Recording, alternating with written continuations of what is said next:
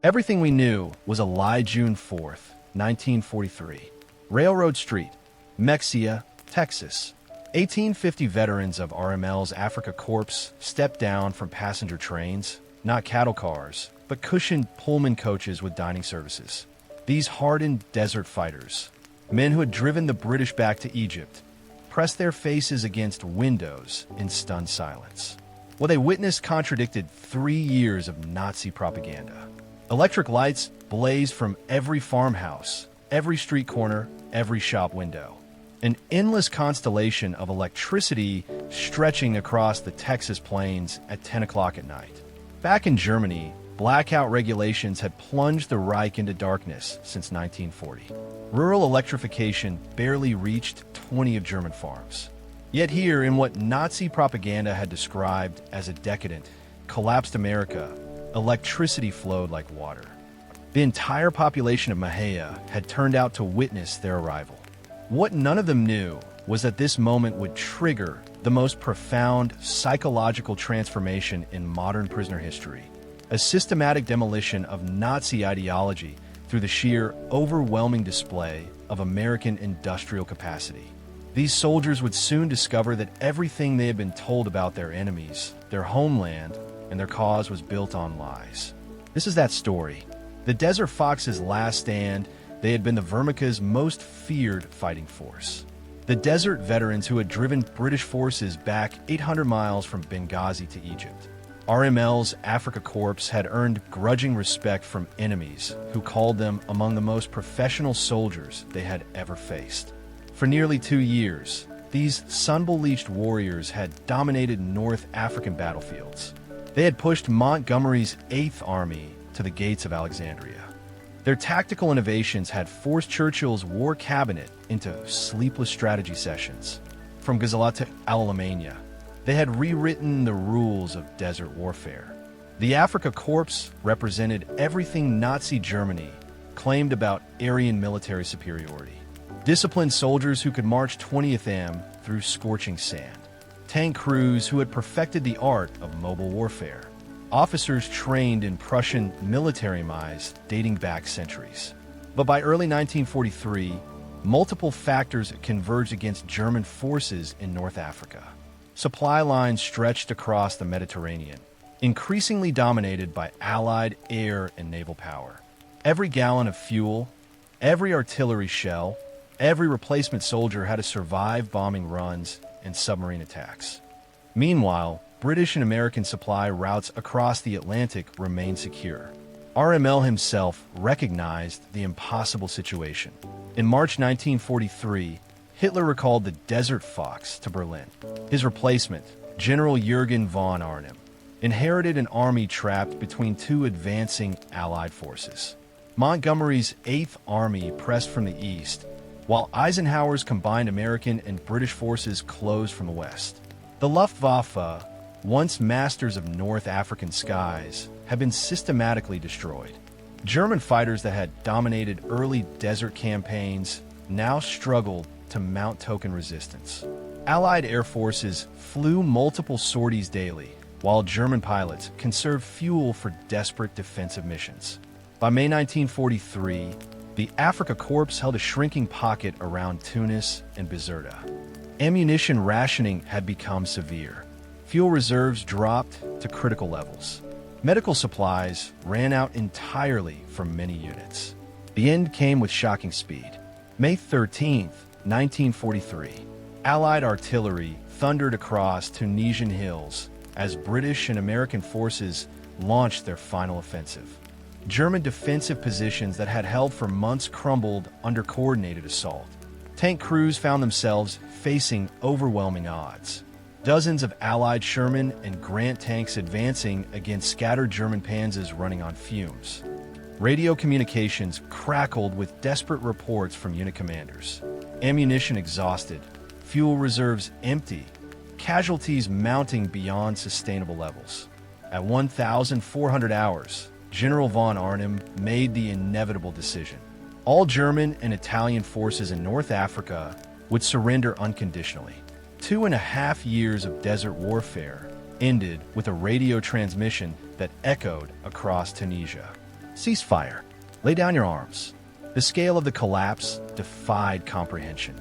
In 72 hours, approximately 250,000 German and Italian soldiers, the entire remaining Axis presence in North Africa, became prisoners of war. Entire divisions that had terrorized British forces from Libya to Egypt simply ceased to exist as fighting units. Among the captured were veterans of campaigns across 3 continents. Men who had marched through Paris in 1940. Tank crews who had broken through Soviet lines at Kursk. Infantry who had held impossible positions against overwhelming odds. Now they stood in the North African sun with hands raised, waiting for their captives. Allied forces processed the mass surrender with remarkable efficiency. British and American soldiers accepted weapons from enemies they had fought for months. Professional respect replaced animosity as victorious armies organized massive prisoner processing operations. Within hours, makeshift camps sprouted across the Tunisian landscape. Hastily erected wire enclosures designed to house thousands of prisoners. Men who had advanced to within 60 miles of the Nile Delta, now queued for water rations and army biscuits distributed by their former enemies. The immediate shock for German prisoners was not defeat itself. Soldiers understood that wars had winners and losers. The shock was recognizing how completely they had been outmatched industrially and organizationally. The Allied supply operation that had crushed them revealed production capacity beyond German imagination. American Liberty ships arrived daily at Algerian ports, unloading mountains of equipment. Workshops in Egypt and Algeria repaired damaged vehicles faster than German factories could build new ones. Allied logistics moved supplies from Atlantic ports to frontline units with mechanical precision that exceeded anything the Wehrmacht had achieved. The port of Oran became a staging area for prisoners awaiting transport to America. Here, German soldiers got their first glimpse of American organizational efficiency in action. Thousands of prisoners were processed daily with assembly line precision that surpassed German administrative capabilities. Identity cards were photographed and filed. Medical examinations completed systematically. Inoculations administered according to Geneva Convention standards. Rights and protections explained in fluent German by American officers trained specifically for prisoner processing. The medical care astounded German prisoners accustomed to Wehrmacht field conditions. American Medical Corps personnel treated enemy wounded with the same standards applied to their own soldiers. Surgical equipment, pharmaceutical supplies, and diagnostic tools exceeded what most German units had seen during active combat. But the psychological impact began with something as simple as food. Prisoners who had subsisted on reduced rations for months discovered that American standard military meals exceeded their best wartime dining. White bread appeared at every meal. Real coffee replaced the ersatz substitutes they had known since 1939. Meat portions twice daily became routine rather than luxury. German soldiers initially suspected propaganda that Americans were staging displays to impress prisoners. The reality was more disturbing to Nazi ideology. What seemed like abundance to starving Germans was simply standard American military provision. The casual waste that prisoners observed revealed resources that appeared genuinely unlimited. Prisoners assigned to camp duties watched American supply operations with growing amazement. Ships arrived and departed with clockwork regularity. Cargo moved from docks to warehouses to forward positions without apparent strain. Everything functioned with mechanical efficiency that made German logistics look amateurish. Evening discussions in prisoner barracks centered on reconciling Nazi propaganda with observed reality. They had been told that America was a weak democracy corrupted by racial mixing and Jewish influence. They had been assured that German discipline and technological superiority would triumph over American materialism. Instead, they had been crushed by enemies who demonstrated superior organization, unlimited resources, and unshakable confidence. Enemies who could afford to feed prisoners better than German soldiers fed themselves. Enemies who treated captured combatants with more systematic care than the Wehrmacht provided its own wounded. The contrast grew more pronounced as June arrived and preparations began for Atlantic transport to America. German prisoners who had witnessed the Wehrmacht at its triumphant peak now observed American military efficiency that exceeded Prussian standards. The organizational capabilities they saw in North African ports suggested industrial capacity that made German production look primitive. Veteran Afrika Korps soldiers tried to process what they had experienced. They had fought across 3 continents and understood military power when they saw it. They recognized that their defeat in Tunisia represented more than tactical failure. It revealed a fundamental mismatch in industrial and organizational capabilities. As Liberty ships prepared to carry them across the Atlantic, these desert veterans faced an uncomfortable realization. Everything they had been told about American weakness appeared to be systematically false. The evidence of their own eyes suggested that Nazi propaganda had prepared them for war against an enemy that did not exist. The real America, the one they were about to discover, would prove far more shocking than anything they had witnessed in North African prison camps. But their real education was about to begin. The machinery of American abundance, the port of Oran, Algeria, became the first classroom in American industrial efficiency for German prisoners. What they witnessed there challenged every assumption about democratic weakness that Nazi propaganda had drilled into their minds. The scale and precision of American prisoner processing operations exceeded anything the Wehrmacht had achieved at the height of its organizational power. By June 1943, American forces were processing tens of thousands of prisoners monthly through major North African ports. The logistical challenge was staggering. Housing, feeding, documenting, and transporting more enemy soldiers than many German cities contained civilians. Yet American military administrators approached this task with systematic efficiency that bordered on the mechanical. German prisoners arriving at Oran processing camps encountered their first glimpse of American organizational culture. Reception centers operated around the clock with multiple shifts of personnel maintaining continuous processing capability. Each prisoner moved through extensive processing stations, including identification, medical examination, dowsing, uniform exchange, documentation, rights briefing, work assignment, and barracks allocation. The documentation procedures astounded German observers accustomed to Wehrmacht paperwork systems. American clerks produced multiple copies of every form using carbon paper techniques that created precise duplicates. Prisoner identification cards included photographs processed using portable equipment that German administrators had rarely seen. Medical records documented conditions from dental health to vaccination history with thoroughness that often exceeded German civilian hospital standards. American officers explained Geneva Convention protections in fluent German to men who had never heard such concepts articulated systematically. Prisoner rights included regular male privileges, recreational activities, educational opportunities, and medical care equivalent to American military standards. These protections were enforced rigorously by American military police against any violations by guards or administrators. The medical examinations provided health care that many German soldiers had not received in years. American Medical Corps personnel treated conditions that Wehrmacht field medicine had ignored or inadequately addressed during months of desert warfare.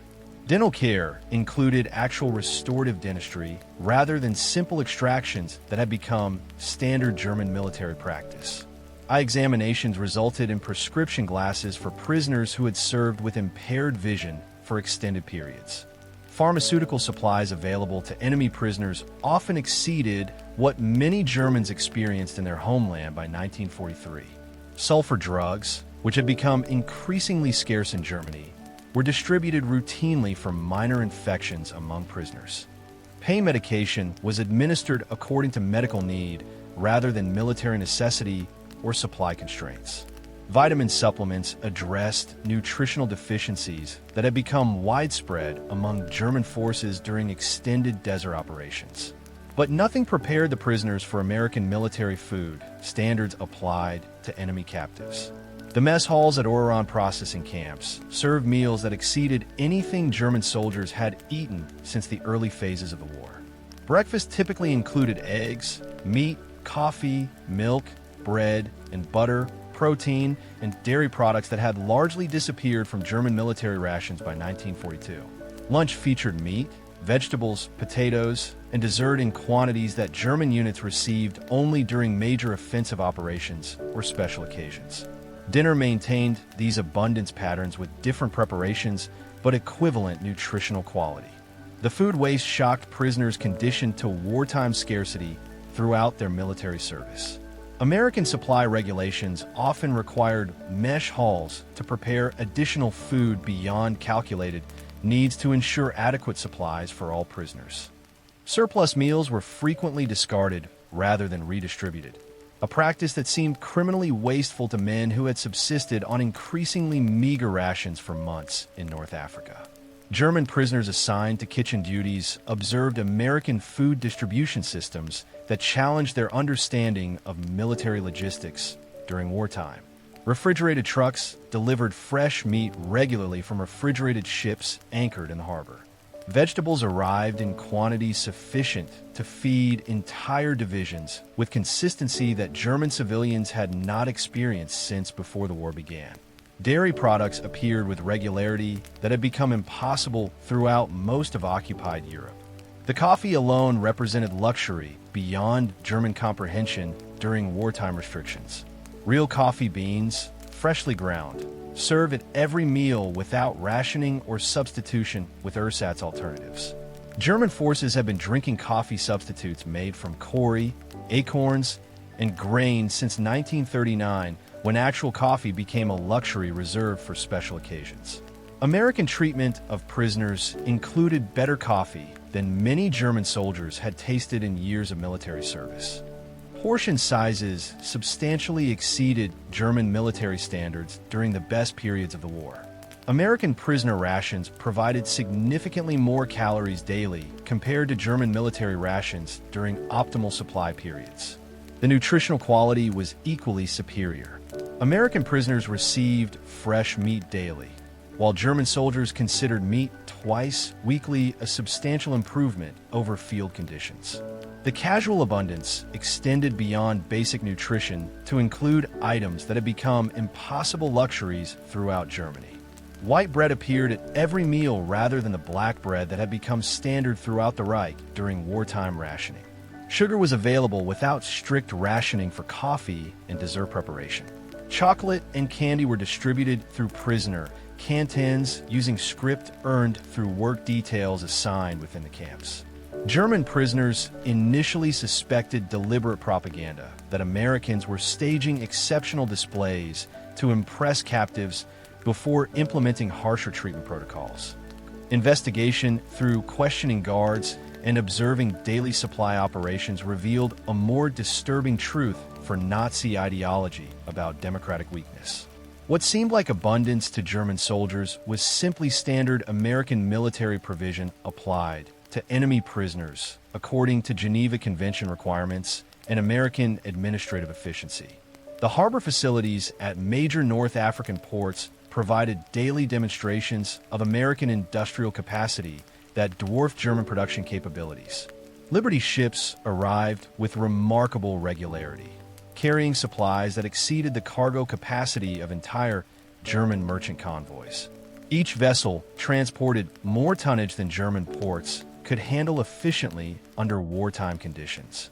Yet American stevedores unloaded them with mechanical precision using equipment that German docks had never possessed in comparable quantities. The Liberty ships themselves represented technological and industrial achievements that German prisoners initially found difficult to comprehend. American shipyards were producing cargo vessels at rates that exceeded German submarine sinking capacity by substantial margins throughout the Atlantic campaign. The SS Robert E. Peary had been constructed in 4 days, 15 hours, and 29 minutes at Kaiser Shipyards in Richmond, California. A construction timeline that represented American industrial capability operating at unprecedented scales. These vessels, produced at record rates across multiple American shipyards during peak wartime production, were returning from supply runs to European theaters of operation. Rather than sail back empty across the Atlantic, they carried human cargo, including thousands of prisoners of war, monthly by summer 1943. The efficiency of using returning supply ships for prisoner transport demonstrated American logistical thinking that operated on scales beyond German organizational experience. German prisoners, observing harbor operations, calculated cargo volumes that challenged their understanding of industrial production during wartime conditions. Individual Liberty ships carried more supplies than substantial German supply convoys could transport overland. Daily throughput at major Allied ports substantially exceeded capacity that German ports could maintain under optimal PCM conditions. The casual efficiency with which Americans handled these massive operations suggested resource bases that appeared genuinely unlimited compared to German wartime experience. American guards discussed Liberty ship specifications with German prisoners who expressed professional interest in maritime engineering and industrial production. Each vessel required hundreds of thousands of individual components manufactured by extensive networks of subcontractors distributed across American industrial regions. The engines were built using mass production techniques that assembled high horsepower components in ports that had expanded dramatically since American entry into the war. The industrial coordination required to produce Liberty ships at scale challenged German assumptions about democratic inefficiency and organizational capabilities. American shipbuilding had mobilized resources across an entire continent with precision that appeared to exceed centralized German economic planning despite decentralized political structure. Private contractors, labor unions, and government agencies had achieved production coordination that Nazi economic theorists had declared impossible without totalitarian control over industrial resources. Prisoner work details assigned to harbor operations witnessed American supply chains that operated with mechanical reliability throughout wartime conditions.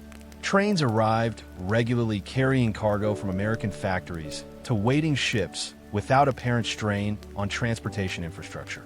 Trucks moved supplies from docks to forward positions without visible shortage of fuel equipment or personnel. Everything functioned with systematic efficiency that made German logistics appear primitive by comparison to American organizational standards. The technological sophistication of American equipment astounded German prisoners with technical and engineering backgrounds. Electric cranes lifted loads that would have required dozens of manual laborers using equipment available at German ports. Radar equipment, which Germans believed they possessed exclusively in limited quantities, appeared as standard equipment on American cargo vessels and harbor installations. Radio communications coordinated harbor operations with precision that exceeded German military communication standards during optimal conditions. Evening discussions in prisoner barracks centered on reconciling Nazi propaganda with observed American organizational and industrial capabilities. They had been told that democratic societies lacked the organizational discipline necessary for efficient modern warfare and industrial production. They had been assured that racial diversity weakened American industrial efficiency and military coordination capabilities. They had been promised that German technological superiority and organizational discipline would overcome American numerical and material advantages. Instead, they witnessed organizational efficiency that equaled or exceeded Prussian military standards during PCM conditions. They observed technological sophistication that matched or surpassed German capabilities across multiple fields of military and industrial application. They experienced industrial abundance that made German wartime production appear severely constrained by resource limitations and organizational inefficiencies. Most challenging for Nazi racial theory, they saw this efficiency achieved by racially diverse American forces working with apparent coordination and shared purpose. As July approached and Liberty ships prepared for Atlantic crossings carrying German prisoners to America, These captured soldiers faced uncomfortable questions about everything Nazi ideology had taught them. The evidence accumulated at Oran and other North African ports suggested that Nazi propaganda had prepared them for war against an imaginary enemy rather than actual American capabilities. The real America possessed industrial and organizational capabilities that exceeded German imagination and resources that appeared genuinely unlimited compared to German wartime experience. But nothing prepared them for the Atlantic crossing. Lessons from the Liberty ships, the Atlantic crossing could take anywhere from 2 weeks to much longer, depending on convoy routing and wartime security measures. 4 German prisoners aboard Liberty ships during summer 1943. These voyages became floating classrooms where Nazi propaganda met undeniable reality. What the prisoners witnessed during their time at sea would prove more destructive to their ideological foundations than any military defeat. The vessels themselves represented American shipbuilding achievements that challenged German understanding of industrial possibility. Liberty ships like the SS John W. Brown and SS Jeremiah O'Brien had been constructed using revolutionary mass production techniques that reduced traditional shipbuilding timelines from months to weeks. Kaiser shipyards in Richmond, California, had set construction records that German naval engineers initially found difficult to believe until they found themselves sailing aboard the Evidence.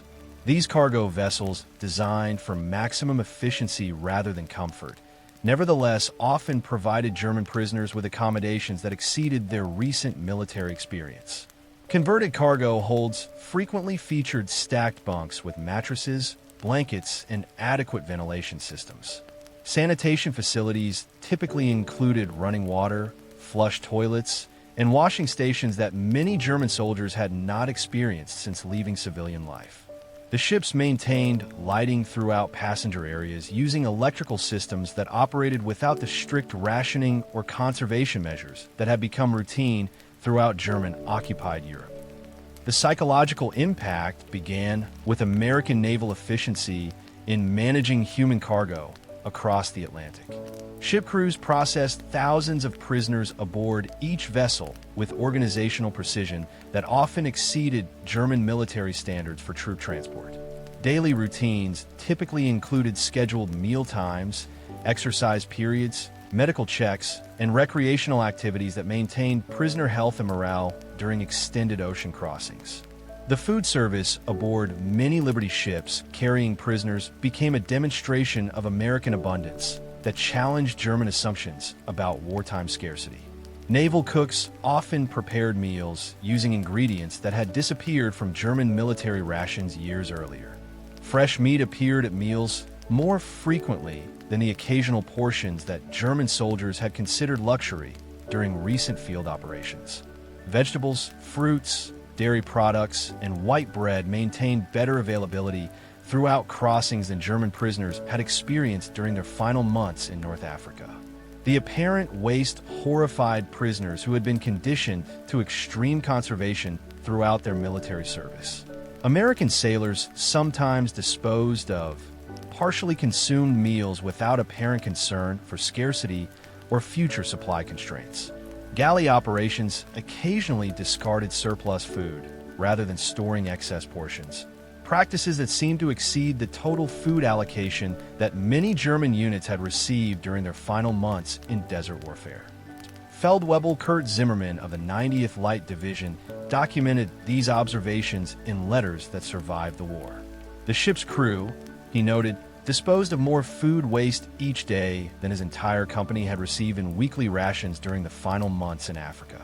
American sailors, he wrote, threw away half-eaten steaks, whole loaves of bread, gallons of milk that had sat too long.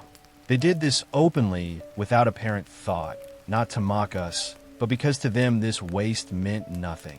Their supply was limitless.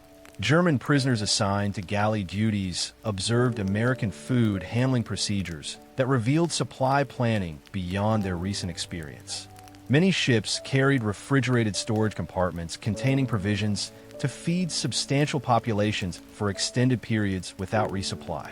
Fresh meat, frozen vegetables, canned goods, and staple supplies were often loaded in quantities that suggested confidence in unlimited replacement availability. The manner in which cooks used quality ingredients for routine meal preparation indicated resource security that German forces had rarely experienced during recent campaigns. Dairy products particularly astounded German prisoners who had not seen fresh milk, butter, or cheese in consistent supply since early war years. American naval rations frequently included these items as standard provisions rather than special allocations reserved for holidays or exceptional circumstances. Ice cream, which had become legendary luxury throughout German-occupied Europe, appeared on some ships as routine dessert rather than celebratory treat. The coffee served aboard Liberty ships often exceeded anything German prisoners had experienced during years of ersatz substitutes, made from corn and grain. Real coffee beans, freshly ground and brewed, were typically available at meals and during recreational periods without apparent rationing restrictions. American sailors consumed coffee throughout their duty shifts with casual abundance that German soldiers had learned to reserve for their most precious rations. The quality and availability of this single commodity seemed luxurious compared to what many had experienced during years of wartime restrictions. American naval technology aboard some cargo vessels provided German prisoners with exposure to equipment they believed existed only in limited German and British quantities. Radar equipment, when present on ships or escort vessels, demonstrated detection capability that impressed prisoners who had expected such technology to remain rare and specialized. Radio communications maintained contact with naval authorities throughout Atlantic crossings using equipment that often exceeded German naval communication standards. The radar systems particularly impressed German prisoners with technical backgrounds who understood the sophisticated engineering required for such equipment. They had been told that Germany possessed technological superiority in electronic warfare applications and that radar remained limited to specialized military applications. Discovering advanced electronic equipment deployed more widely than expected suggested technological capabilities that challenged Nazi assumptions about relative industrial development. Navigation equipment aboard Liberty ships sometimes included instruments that exceeded what German naval vessels carried as standard installation. Gyroscopic compasses, steering systems, and position-finding devices operated with precision that impressed prisoners familiar with naval technology. These technological capabilities were deployed on vessels built primarily for cargo transport rather than specialized naval warfare applications. German prisoners observed American crew efficiency that challenged their understanding of democratic military organization. Sailors performed complex technical operations with coordination that often equaled German naval standard despite less rigid hierarchical structure.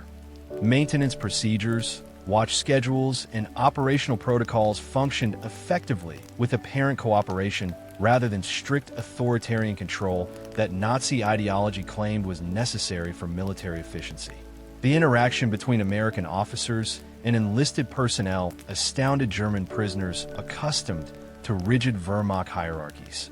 American naval crews discussed technical procedures, shared recreational activities, and maintained professional relationships without the extreme formality that characterized German military culture. This approach to military organization achieved operational results that challenged Nazi theories about the necessity of authoritarian control for effective military performance. Engine room operations provided German prisoners with glimpses of American industrial technology that exceeded their familiarity with marine engineering capabilities.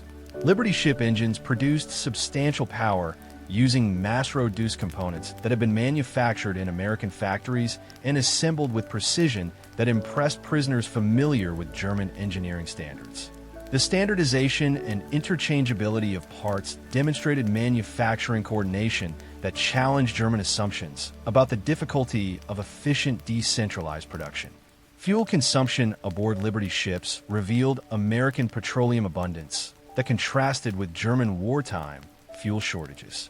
Ships maintained cruising speeds without apparent conservation measures or reduced operational capability due to fuel rationing. Engine operations continued at performance levels throughout crossings without the careful fuel management that had become critical for German naval and military operations. This use of petroleum products suggested resource security that exceeded German strategic planning assumptions. American crew members sometimes discussed ship construction details with German prisoners who expressed professional interest in naval architecture and industrial production methods. Liberty ships had been designed using modular construction techniques that enabled rapid assembly from prefabricated components manufactured in facilities throughout American industrial regions. Welding techniques, steel processing, and assembly methods represented advances in mass production that impressed prisoners. Despite German reputation for precision engineering, the scale of American shipbuilding became apparent through crew discussions about production statistics that German prisoners initially found difficult to accept. American shipyards were launching cargo vessels at rates that exceeded German construction capacity during PCM operations, much less wartime conditions with material shortages and labor constraints. The coordination required to achieve such production levels suggested industrial mobilization that operated on scales beyond German organizational experience.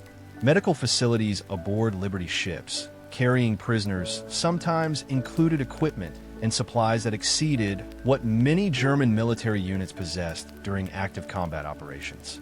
Sick bays often contained surgical instruments, pharmaceutical supplies, and diagnostic equipment that provided healthcare superior to what German soldiers had received during their service in North Africa. Medical personnel treated prisoner ailments with medications that had become increasingly unavailable throughout much of German-occupied Europe due to supply shortages. Evening discussions among German prisoners in converted cargo holds centered on reconciling their Atlantic crossing observations with Nazi propaganda about American weakness and industrial inadequacy. The evidence aboard Liberty ships suggested systematic differences between what they had been told and what they were experiencing regarding relative industrial capabilities and resource availability. Much of what they witnessed indicated American production capacity that exceeded German achievement across multiple categories of industrial and technological capability. Weather conditions during Atlantic crossings provided German prisoners with opportunities to observe American naval equipment performance under challenging operational circumstances. Liberty ships maintained course and speed through Atlantic storms using navigation and propulsion systems that demonstrated reliability and sophistication. Emergency procedures, safety equipment, and crew responses to difficult conditions revealed training and preparation standards that impressed prisoners familiar with naval operations.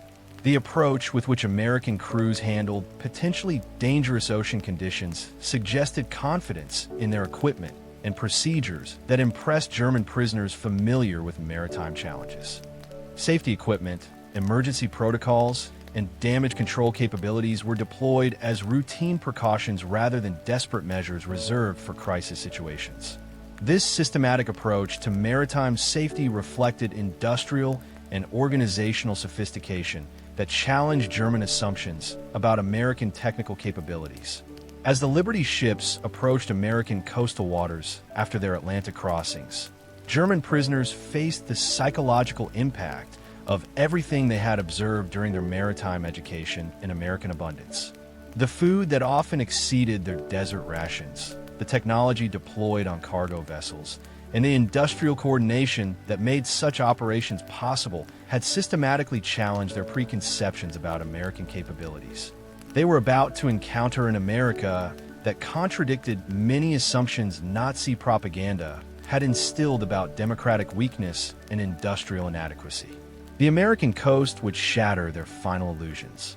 America's Industrial Cathedral, August 2nd, 1943, Norfolk Naval Base, Virginia. As the Liberty ships approached American coastal waters, German prisoners pressed against portholes and deck railings for their first glimpse of the enemy homeland.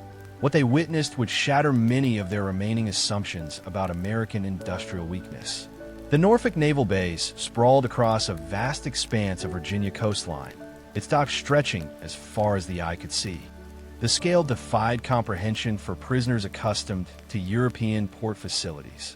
This single American installation covered thousands of acres and handled cargo volumes that exceeded major European ports operating under optimal PCN conditions. Dozens of ships filled the harbor in various stages of loading and unloading operations. Aircraft carriers, battleships, destroyers, cruisers, and cargo vessels created a forest of mass and superstructures that extended beyond the horizon. German prisoners who had witnessed the Marine at its peak recognized naval power when they saw it, and what lay before them exceeded anything they had imagined possible for a democratic nation. The port operations functioned with mechanical precision that astounded prisoners familiar with German naval efficiency. Multiple ships were serviced simultaneously at docks that stretched for miles along the waterfront. Cargo moved continuously from warehouses to vessels and back again in streams of activity that rarely seemed to pause or encounter significant bottlenecks. The organizational coordination required to maintain such operations suggested administrative capabilities that often exceeded German naval standards. Electric cranes dominated the skyline, lifting loads that would have required dozens of manual laborers using equipment available at German ports. These massive machines moved smoothly and continuously without the coal, smoke, and steam that characterize European industrial equipment. American electrical power drove operations with efficiency that made German mechanization appear primitive by comparison. The casual ease with which substantial loads were lifted and positioned suggested industrial capability operating on unprecedented scales. Grief writer Johann Weber, a factory worker from the Ruhr before his conscription, attempted to document the cargo operations visible from his transport ship. He counted numerous vessels in various stages of loading or unloading within his field of vision. Each crane, he noted in observations that survived the war, lifted loads that would have required extensive manual labor in German facilities. The electric power that drove these operations moved equipment smoothly and continuously without the industrial pollution that choked German manufacturing cities. But nothing prepared the prisoners for the parking areas surrounding the naval base. Thousands of civilian automobiles filled lots that stretched beyond easy counting, belonging to dock workers, naval personnel, and civilian employees who drove to work regularly. In Germany, private automobile ownership remained a privilege of the wealthy and party elite throughout the war years. The Volkswagen promise to German people since 1934 remained largely propaganda, with fewer than 1,000 ever delivered to civilian purchases before the war. Here, ordinary laborers owned personal transportation that exceeded the dreams of most German families. American workers streamed through base gates at shift changes, driving personal vehicles that represented wealth beyond German working-class aspirations. These were not luxury automobiles reserved for elite party members, but standard transportation for men and women who earned wages through industrial labor. The casual ownership of personal vehicles by common workers suggested prosperity that challenged fundamental Nazi assumptions about democratic economic systems and working-class living standards under racial diversity. The automobiles themselves impressed German prisoners familiar with mechanical engineering. American cars appeared larger, more comfortable, and more technically sophisticated than European vehicles available to civilian populations before the war. Chrome fixtures, electric lights, and comfort features indicated manufacturing priorities that could afford luxury details for mass-market products rather than reserving such refinements for elite purchases. Loading operations continued throughout the night under electric illumination that blazed across extensive areas of the base without apparent concern for conservation or blackout procedures. Street lights, building lights, vehicle lights, and work area illumination created widespread electricity usage that dwarfed the blackouts prisoners had known in Germany since 1940.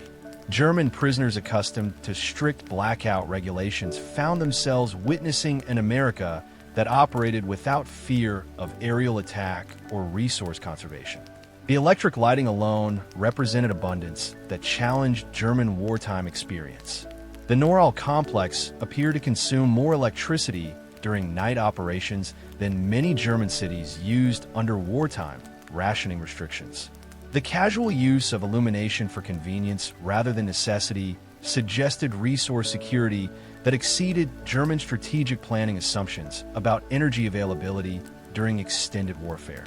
Processing German prisoners at Norfolk involved logistical coordination that often exceeded WWII standards for moving German personnel under optimal conditions.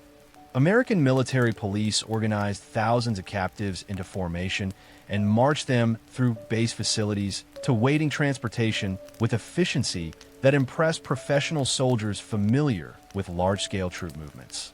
The organizational precision demonstrated American administrative capability that challenged Nazi assumptions about democratic inefficiency in military operations. The march through Norfolk Naval Base provided German prisoners with close observation of American military equipment and facilities that revealed industrial mobilization beyond their recent experience. Warehouses filled with supplies, vehicle parks containing hundreds of trucks and construction equipment, and maintenance facilities operating at capacity revealed American production that exceeded German achievement. Everything appeared new, well-maintained, and abundant rather than showing signs of strain or shortage that characterized German military installations. By 1943, American personnel at Norfolk treated German prisoners with professional courtesy that contrasted with Wehrmacht handling of enemy captives. In many documented cases, military police explained procedures clearly, provided necessary information about rights and protections, and maintained order without brutality or excessive force. Medical personnel conducted health checks with thoroughness and care that often exceeded German military medical standards for their own soldiers during recent campaigns. The processing facilities themselves demonstrated American organizational capability applied to managing thousands of enemy prisoners simultaneously. Documentation procedures, medical examinations, and administrative processing functioned with systematic efficiency that impressed German soldiers familiar with military bureaucracy. American officials processed captives with attention to detail and record-keeping that exceeded German administrative standards while maintaining humane treatment throughout the procedure. Supply operations visible throughout the base revealed American logistics, functioning on scales that challenged German understanding of democratic military capability. Continuous streams of trucks, trains, and ships moved materials with coordination that suggested industrial mobilization exceeding German achievement. The casual efficiency with which massive quantities of supplies were handled indicated resource abundance that appeared genuinely unlimited compared to German wartime constraints. The waiting trains provided the next shock to German expectations about prisoner treatment. Rather than freight cars or basic military transport vehicles, American authorities had provided passenger coaches for enemy captives. Pullman cars with padded seats, large windows, and comfortable accommodations awaited prisoners who had expected cattle cars or standard military transport. The coaches featured amenities that often exceeded German civilian rail travel during peacetime conditions, much less wartime restrictions that had eliminated comfort features from European transportation. Dining cars attached to some prisoner trains included white tablecloths, silver cutlery, and food service that approached restaurant quality rather than basic sustenance appropriate for captive enemies. Observation cars with panoramic windows allowed prisoners to view American countryside during their journey westward. The luxury of such accommodations for enemy soldiers astounded prisoners who had traveled across Europe in basic military transports without comfort considerations. Prisoner accounts that survived the war documented amazement at boarding these trains with comfort that seemed inappropriate for enemy captives. American guards seemed almost embarrassed by the luxury provided to prisoners, treating the comfortable accommodations as routine rather than exceptional arrangements. The casual manner in which superior transportation was provided to enemies suggested American abundance that exceeded German understanding of wartime resource allocation. Some passenger coaches featured air conditioning systems that provided German prisoners with exposure to technology they had rarely encountered even as civilians. American guards occasionally apologized when cooling systems were not functioning properly, treating mechanical climate control as standard expectation rather than remarkable luxury. Air conditioning, which German prisoners associated with elite facilities or exceptional circumstances, appeared as routine passenger comfort on American trains carrying enemy captives. The casual manner in which American personnel discussed train amenities revealed assumptions about standard living conditions that challenged German understanding of democratic societies. Features that would have been considered exceptional luxury in Germany were treated as normal expectations for passenger transportation in America. This casual abundance in routine civilian infrastructure suggested prosperity that exceeded German elite living standards applied to common American transportation systems. German prisoners assigned window seats observed Norfolk civilian infrastructure as their trains departed the naval base complex. Residential neighborhoods featured houses with electric lighting, automobiles and driveways, and suburban development that indicated widespread prosperity among working populations. Commercial districts displayed illuminated signs, busy shops, and economic activity that continued despite the nation being actively engaged in global warfare on multiple fronts simultaneously.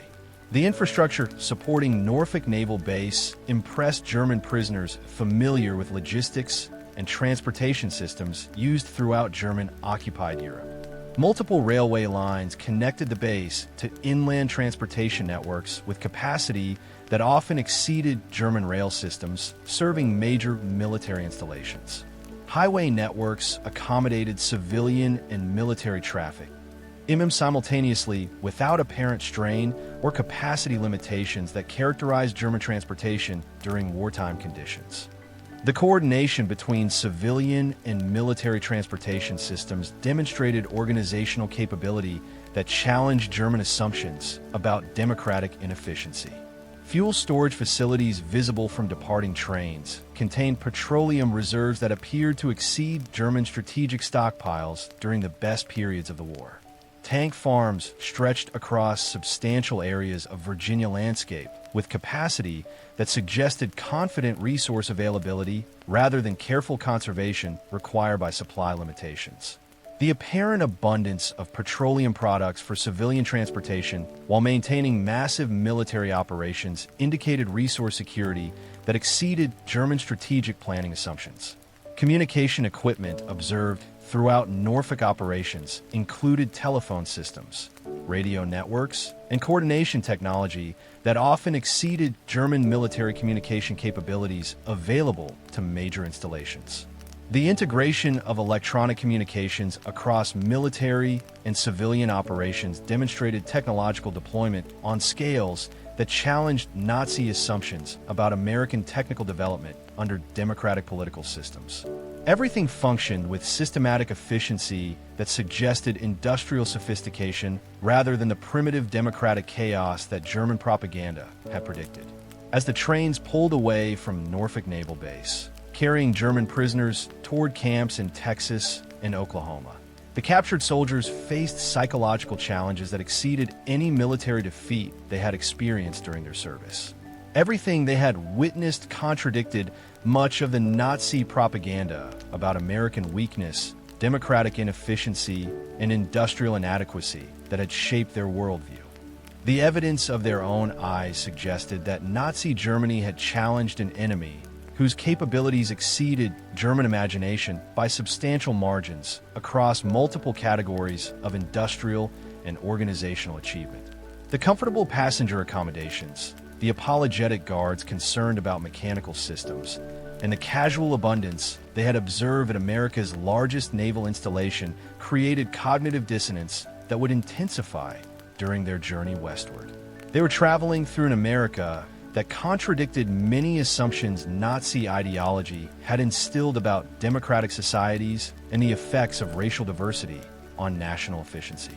What they would discover during the following days would deeply challenge their fundamental beliefs about civilization, prosperity, and the nature of American society. The journey ahead would deeply undermine many prisoners' faith in Nazi propaganda. Rolling through the Electric Empire, the train journey from Norfolk to the camps of Texas and Oklahoma would prove deeply undermining to many prisoners' faith in Nazi propaganda. As the Pullman coaches rolled westward through Virginia, North Carolina, Tennessee, and beyond, German prisoners pressed their faces against windows to witness an America that contradicted much of what they had been taught. What they observed through those train windows would systematically challenge many assumptions about democratic weakness and American industrial capacity. The first shock came as darkness fell across the Virginia countryside. Instead of the blackout conditions that had characterized German-occupied Europe since 1940, many small towns blazed with electric illumination. Martinsville, Danville, Greensboro, communities that in Germany would have been fortunate to possess a single electric street lamp, often displayed illuminated shop windows, electric signs, and houses with lights burning in multiple rooms simultaneously. Rural electrification in America had made dramatic progress during the previous decade through New Deal programs, though it remained incomplete in 1943.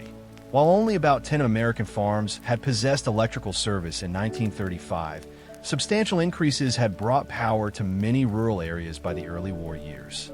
German prisoners from agricultural backgrounds observed numerous farmhouses scattered across the landscape, many displaying electric lights that represented luxury most German rural communities had never experienced.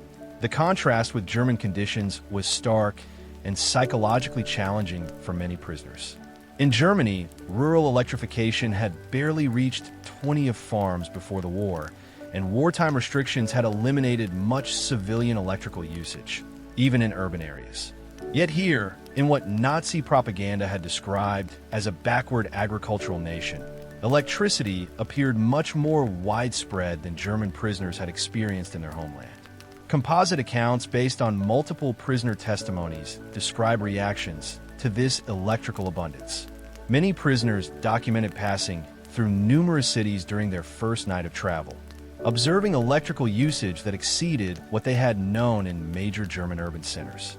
When prisoners questioned their guards about this apparent abundance, American personnel often explained that widespread electrification had been expanding since the 1920s through various government and private programs. At Roanoke, Virginia, the train stopped for water and coal, providing German prisoners with their first close observation of American railway operations. What they witnessed often challenged their understanding of industrial efficiency and worker prosperity. American railway workers frequently performed maintenance and supply operations more quickly than German methods and equipment typically allowed.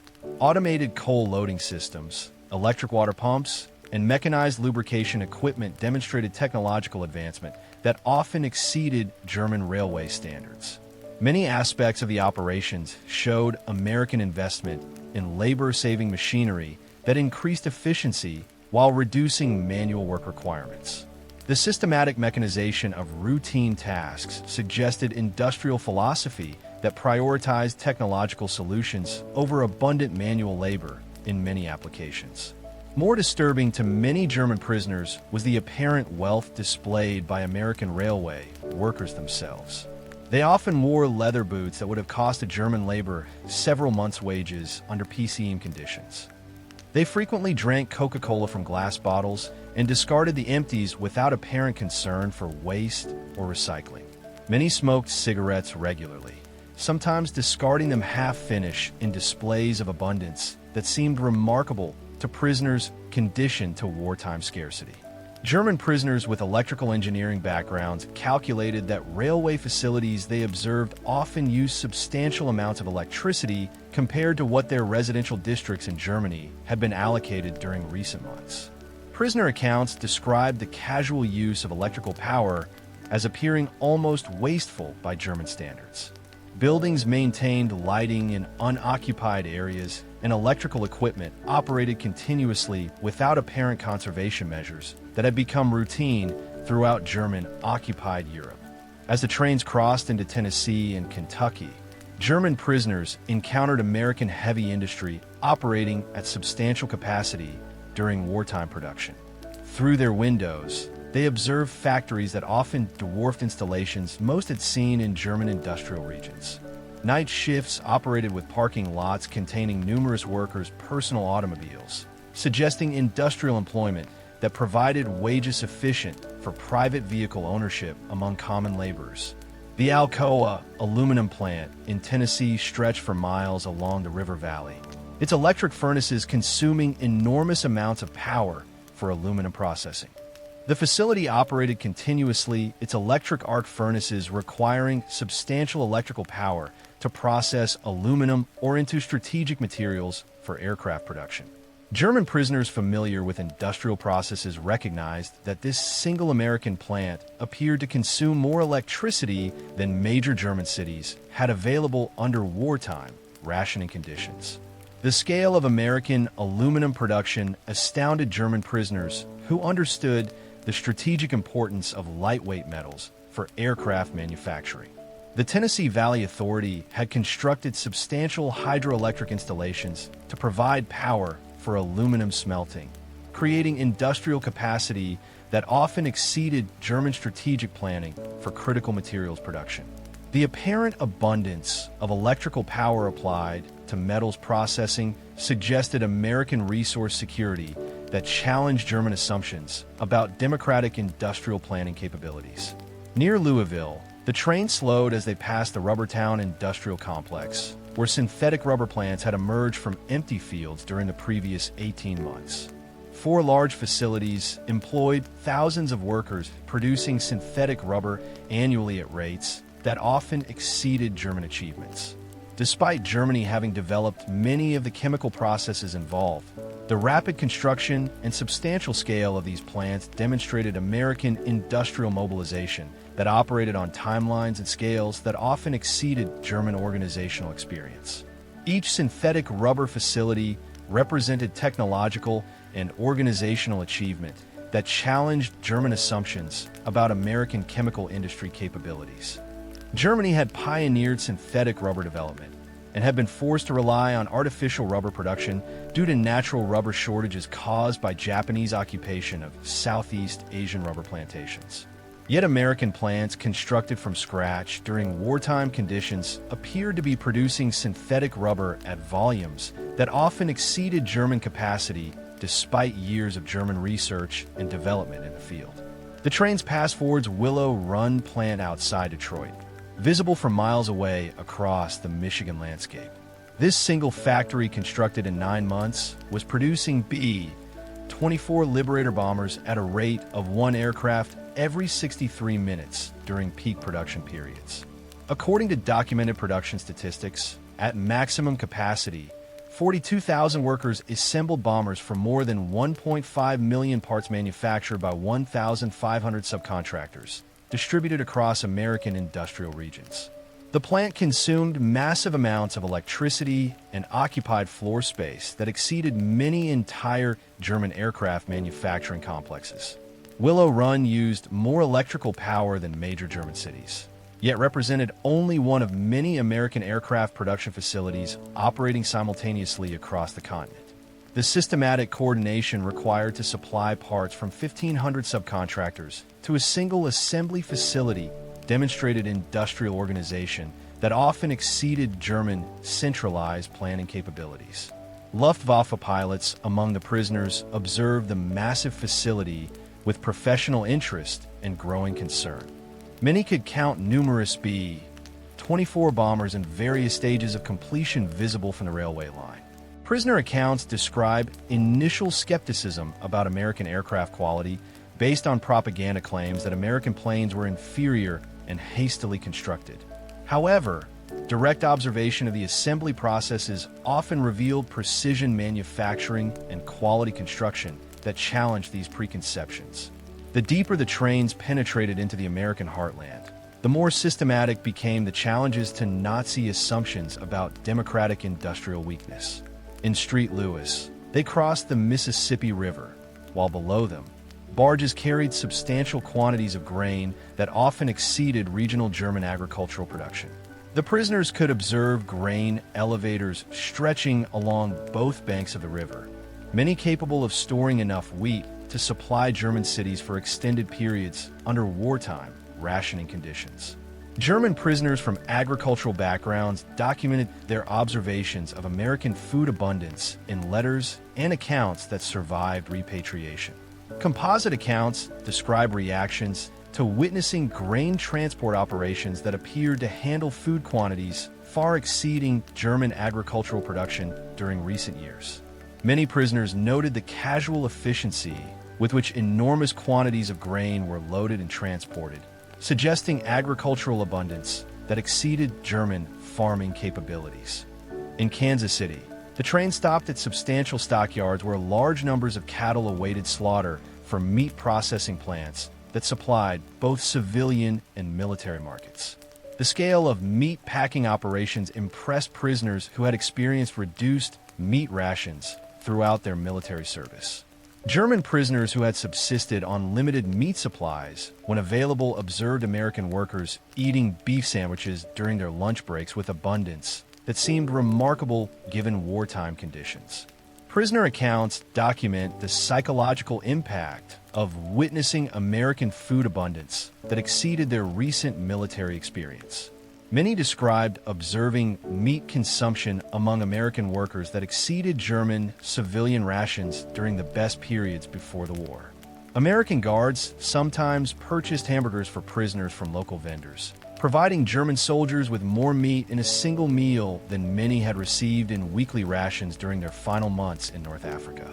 The railway journey provided continuous exposure to American civilian automobile ownership that challenged German understanding of working-class prosperity. At many station stops, parking areas filled with workers' personal vehicles demonstrated widespread private transportation ownership among common laborers. Highway crossings revealed substantial automobile traffic that suggested civilian mobility largely unknown in German-occupied Europe under wartime transportation restrictions. German prisoners observed American gasoline stations operating without apparent severe rationing or conservation measures, despite the nation being engaged in global warfare, requiring enormous petroleum consumption for military operations. Civilian automobiles refueled regularly, while military convoys shared the same highways without apparent major competition for fuel resources. The availability of petroleum products for civilian use while maintaining massive military operations indicated resource security that exceeded German strategic assumptions about wartime fuel allocation. Communication infrastructure observed throughout the train journey impressed German prisoners familiar with telecommunications technology. Telephone lines connected most communities, regardless of size, to national communication networks that facilitated coordination across continental distances. Radio towers appeared throughout the landscape, supporting broadcast networks that provided information and entertainment to civilian populations while maintaining military communication capabilities simultaneously. The integration of civilian and military infrastructure demonstrated American organizational capability that challenged Nazi assumptions about democratic inefficiency in strategic planning. Railway networks, highway systems, electrical grids, and communication networks often functioned as coordinated systems that supported both civilian prosperity and military operations without apparent major conflict or resource competition. The systematic coordination required to maintain such integrated infrastructure suggested planning and organizational capabilities that often exceeded German centralized economic management. Weather conditions during portions of the journey provided opportunities for German prisoners to observe American infrastructure performance under challenging circumstances. Transportation networks continued operating effectively during storms and difficult conditions, suggesting robust engineering and maintenance systems. Emergency procedures and backup systems demonstrated American investment in reliable infrastructure that could maintain operations under various circumstances. The systematic maintenance of infrastructure impressed German prisoners familiar with European transportation systems that often suffered from wartime deterioration and resource shortages. American railways, highways, and electrical systems appeared well-maintained despite the enormous strain of wartime production and transportation requirements. The ability to maintain civilian infrastructure quality while supporting massive military operations suggested resource abundance and organizational capability that exceeded German wartime management.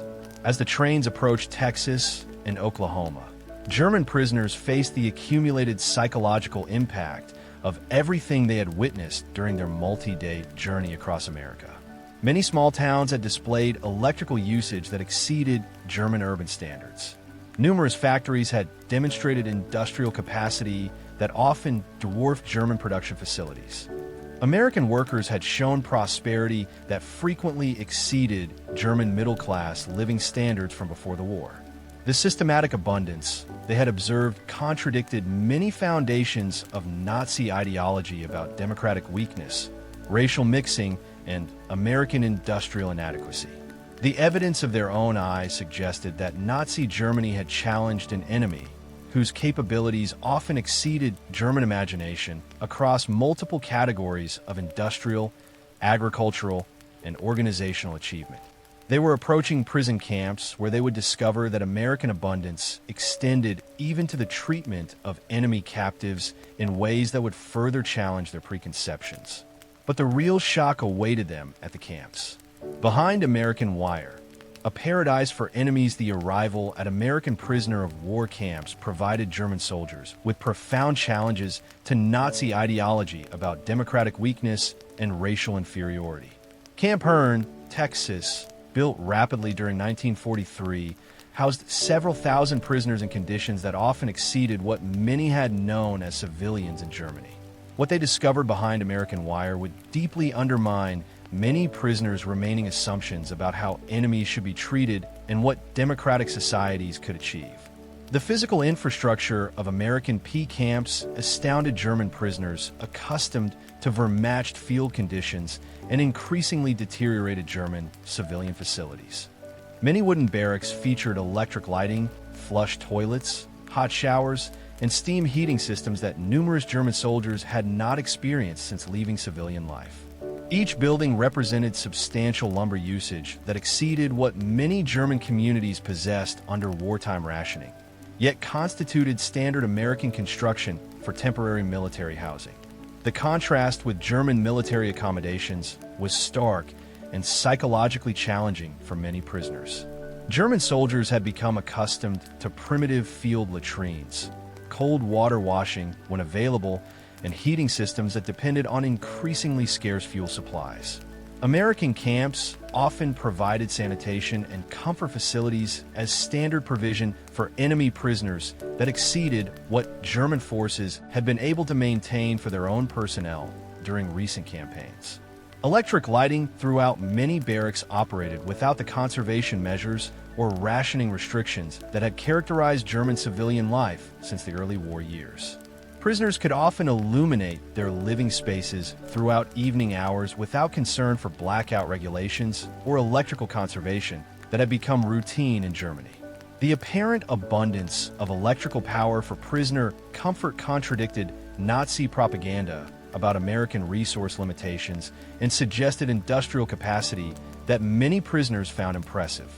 Hot water systems in many American camps provided German prisoners with bathing facilities that numerous soldiers had not experienced during months of desert warfare. Shower facilities often operated continuously with heated water that allowed regular personal hygiene maintenance impossible under field conditions. The availability of hot showers for enemy prisoners frequently exceeded accommodation standards that German forces had been able to maintain for their own soldiers during recent military operations. Steam heating systems maintained comfortable temperatures throughout many camp buildings during winter months without apparent severe fuel rationing or conservation measures.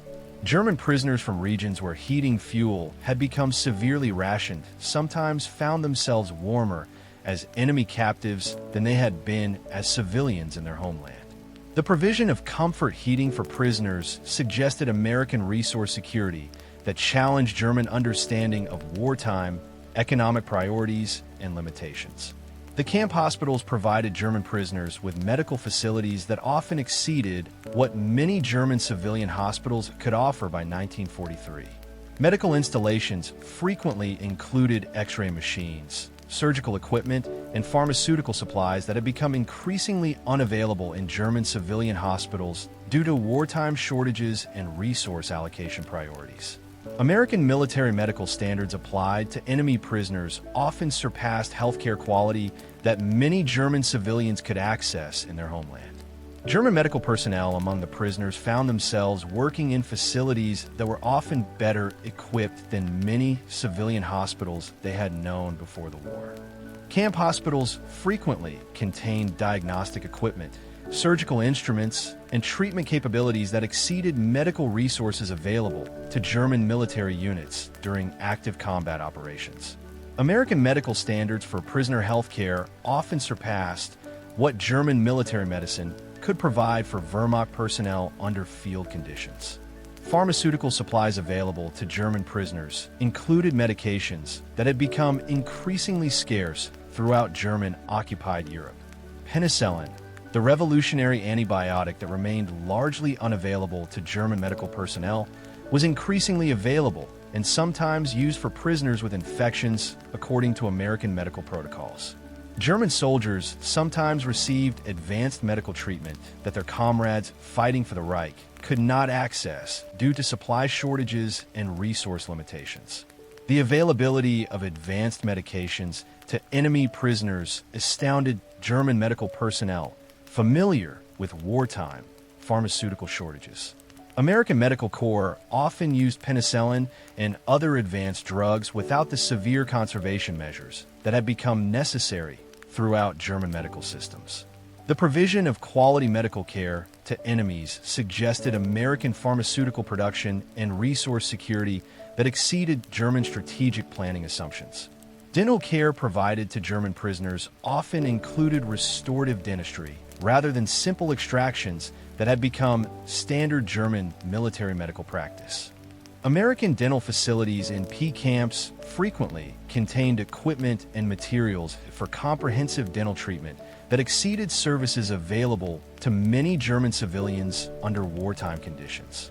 Enemy prisoners sometimes received dental health care that many German soldiers had not been able to access during their military service or civilian life before conscription. Mental health treatment, less commonly institutionalized in Wehrmacht medical care, was provided more systematically to German prisoners experiencing psychological difficulties. American medical personnel often treated attempted suicides with counseling rather than punishment, and prisoners with mental breakdowns frequently received therapy instead of disciplinary action. This humanitarian approach to psychological trauma revealed American medical philosophy that prioritized treatment over punishment, even for enemy soldiers experiencing mental health crisis. The camp kitchens became demonstrations of American food abundance that challenged German prisoners' understanding of wartime resource allocation. Cooking facilities often included walk-in refrigerators, electric mixers, automated dishwashers, and gas ranges capable of preparing meals for thousands of men simultaneously. The scale and sophistication of food preparation equipment frequently exceeded what many German institutions had possessed during peacetime, much less wartime conditions with equipment shortages. Daily food rations provided to German prisoners typically included fresh milk, eggs, meat, vegetables, and white bread in quantities that many German civilians had not experienced since the early war years. American military food standards applied to enemy prisoners often exceeded nutritional quality and quantity that German forces had been able to maintain for their own soldiers during recent campaigns. The provision of abundant nutrition to captive enemies suggested American agricultural production and food security that challenged German understanding of wartime scarcity. American food preparation practices sometimes created surpluses that led to food being discarded, a practice that shocked many prisoners conditioned to extreme conservation. Camp regulations often required preparing additional food beyond calculated requirements to ensure adequate supplies for all prisoners. This sometimes resulted in disposal of excess food that represented more nutrition than many German military units had received during their final months in North Africa. Composite accounts based on prisoner testimonies document the psychological impact of witnessing American food waste practices. Many prisoners described emotional reactions to discarding surplus meals that exceeded their families' weekly rations in Germany. The systematic disposal of excess food challenged fundamental assumptions about resource scarcity and wartime economic management that had shaped German civilian and military experience throughout the war years. The emotional impact of food abundance on German prisoners conditioned to extreme conservation cannot be overstated.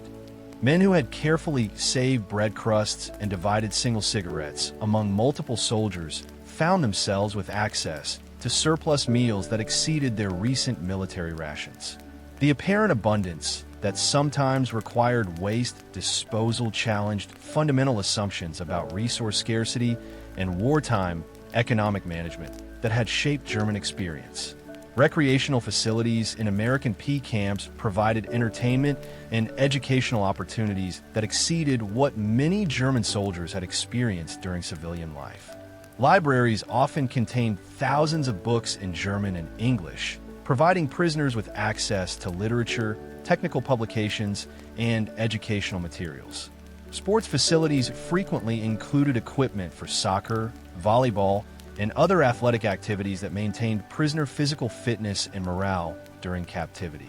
Musical instruments were sometimes provided for prisoners who could demonstrate musical ability, leading to camp orchestras and musical performances that provided cultural enrichment during imprisonment. Art supplies enabled prisoners with artistic talents to pursue creative activities that many had not been able to maintain during military service.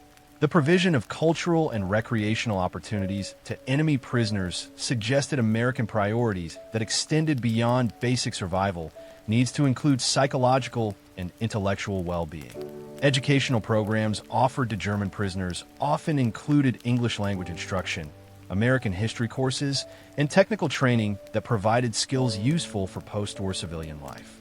American authorities invested substantial resources in prisoner education. Despite these men being enemy soldiers who had recently been fighting American personnel, the commitment to educational improvement for enemies revealed American confidence and long-term thinking that challenged German assumptions about democratic planning capabilities.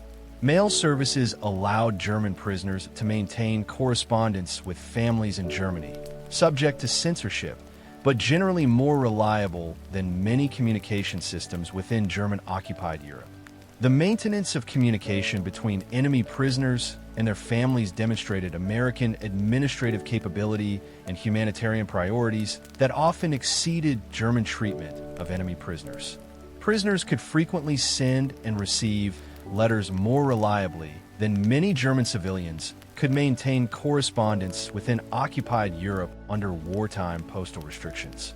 Work details within the camps provided German prisoners with opportunities to observe American administrative efficiency and resource management firsthand. Prisoners assigned to kitchen duties witnessed food distribution systems that often operated with systematic abundance, while those working in maintenance observed equipment and supplies that frequently exceeded German institutional standards. Many aspects of camp operations demonstrated American organizational capability and resource availability that challenged Nazi propaganda about democratic inefficiency and weakness. The treatment of sick and injured prisoners provided German soldiers with direct experience of American medical philosophy that prioritized healing over punishment. Prisoners requiring surgery often received quality medical care comparable to what American military personnel could expect, including access to advanced surgical techniques and post-operative care. The provision of premium medical treatment to enemies suggested American humanitarian values that often exceeded German military medical standards applied to their own personnel. Camp workshops provided prisoners with opportunities to pursue technical trades and craft work that maintained their professional skills during captivity. Woodworking, metalworking, and other technical facilities often contained tools and equipment that many German craftsmen had not been able to access during wartime restrictions on civilian industrial activity. The investment in prisoner skill development suggested American long-term thinking about post-war reconstruction that challenged German assumptions about enemy intentions and democratic planning capabilities. As summer 1943 progressed and German prisoners became accustomed to American camp conditions, the psychological impact of their treatment continued to challenge Nazi ideological foundations. Many were living better as enemy prisoners than they had lived as civilians in Germany, receiving medical care that often exceeded German military standards and eating food that frequently surpassed German civilian rations. The systematic humanity of American prisoner treatment contradicted many assumptions about racial superiority, democratic weakness, and enemy intentions that Nazi propaganda had instilled. Yet, working in America would reveal even more. America's assembly line of abundance by September 1943, the labor shortage in American agriculture and industry led to a decision that would prove deeply undermining to many prisoners' faith in Nazi propaganda. German prisoners of war were assigned to work details throughout the American heartland, traveling daily to farms, factories, and processing plants across the continent. This decision, driven by wartime necessity, would provide German soldiers with unprecedented access to American industrial and agricultural capacity operating at substantial scale. The prisoner work program operated under Geneva Convention provisions that permitted enemy captives to work in agriculture, forestry, quarrying, and certain industrial tasks that did not directly contribute to war production. This legal framework allowed thousands of German prisoners to witness American industrial and agricultural capacity firsthand, while contributing to civilian economic activities that freed American workers for military production. Groups of prisoners were transported daily to work sites throughout Texas, Oklahoma, Nebraska, and other states, traveling through the American heartland with opportunities to observe civilian infrastructure and industrial operations. The agricultural assignments provided German prisoners with systematic exposure to American farming methods that operated on scales that often exceeded European agricultural operations.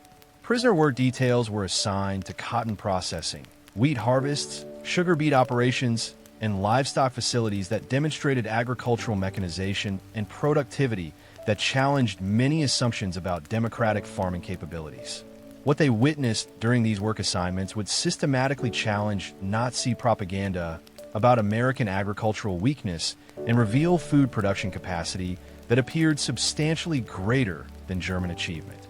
At cotton processing facilities outside Houston, German prisoners observed mechanical systems that processed agricultural products at rates that exceeded many German agricultural operations.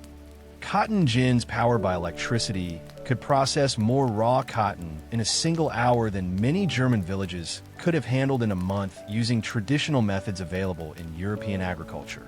The mechanization represented technological deployment in rural areas that often exceeded German industrial capabilities applied to agricultural processing throughout much of the Reich. Prisoner testimonies describe reactions to witnessing cotton processing operations that challenged their understanding of agricultural productivity capabilities under democratic systems. The gin facilities were often powered by electricity from rural electrification programs that had dramatically increased farm electrification during the late 1930s and early 1940s, though full national coverage would come later. German prisoners from agricultural backgrounds found themselves working with equipment that frequently exceeded the mechanization available to German farming operations, even during peacetime conditions before the war. The farmers who owned these processing facilities impressed German prisoners as much as the equipment itself. Many were ordinary agricultural workers rather than aristocratic land owners or party officials. Yet they often possessed electricity, running water, trucks, automobiles, and tractors that represented wealth beyond German rural aspirations. Their workers, including African Amines, whose treatment challenged Nazi racial theories, frequently ate lunch from containers holding more food than German agricultural workers received in weekly rations under wartime allocation systems. The prosperity of American agricultural workers contradicted fundamental Nazi assumptions about racial hierarchy and democratic economic systems. German prisoners observed that mechanization and relative abundance often extended to workers regardless of race, challenging propaganda about racial inferiority and democratic weakness that had shaped their worldview. The systematic prosperity among diverse populations suggested American economic capabilities that often exceeded German achievement despite Nazi claims about Aryan superiority in organizational and productive capacity. In Nebraska, German prisoners worked in sugar beet fields that demonstrated agricultural mechanization and scale that often defied European comprehension. Individual farms frequently stretched beyond the horizon, each one covering more territory than entire German counties and producing agricultural yields that often exceeded regional German output. A single combine harvester could accomplish the work of hundreds of manual laborers processing crops at rates that challenged German understanding of agricultural productivity even under optimal conditions. The farmers spoke casually of crop yields that would have been considered exceptional in German agricultural planning. 60 bushels of wheat per acre compared favorably to Germany's 30 bushels per acre on the best agricultural land under optimal growing conditions. American agricultural productivity often exceeded German achievement through systematic mechanization, chemical fertilizers, and farming techniques that demonstrated scientific agriculture operating on industrial scales. Prisoner accounts describe amazement at American farm equipment that represented more value than many German families possessed in total assets. Farmers' sons, sometimes teenagers, operated tractors worth more than what many German agricultural workers had earned during their lifetimes.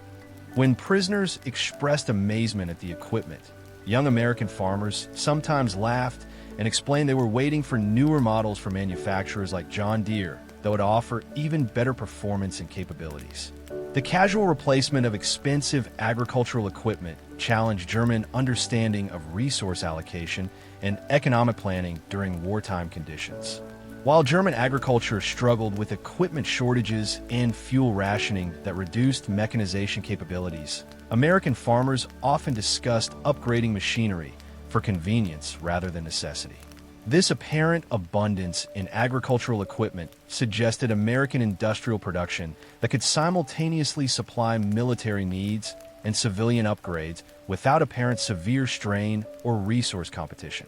Industrial work assignments provided German prisoners with exposure to American production capabilities that often exceeded their understanding of democratic industrial potential. While Geneva Convention rules prohibited direct military production work, prisoners could labor in food processing, materials handling, and civilian manufacturing that freed American workers for war production. These assignments allowed thousands of Germans to witness American industrial efficiency that challenged many assumptions about democratic organizational capabilities and production methods. At Campbell Soup processing facilities in New Jersey, German prisoners witnessed production automation that often exceeded what they had experienced in German industrial operations.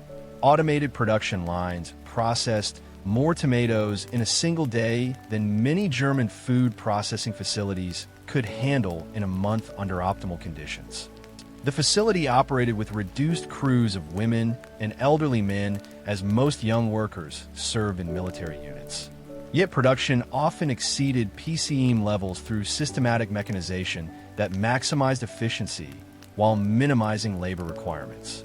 Prisoner accounts describe reactions to witnessing American industrial automation that challenged their understanding of production efficiency under democratic conditions.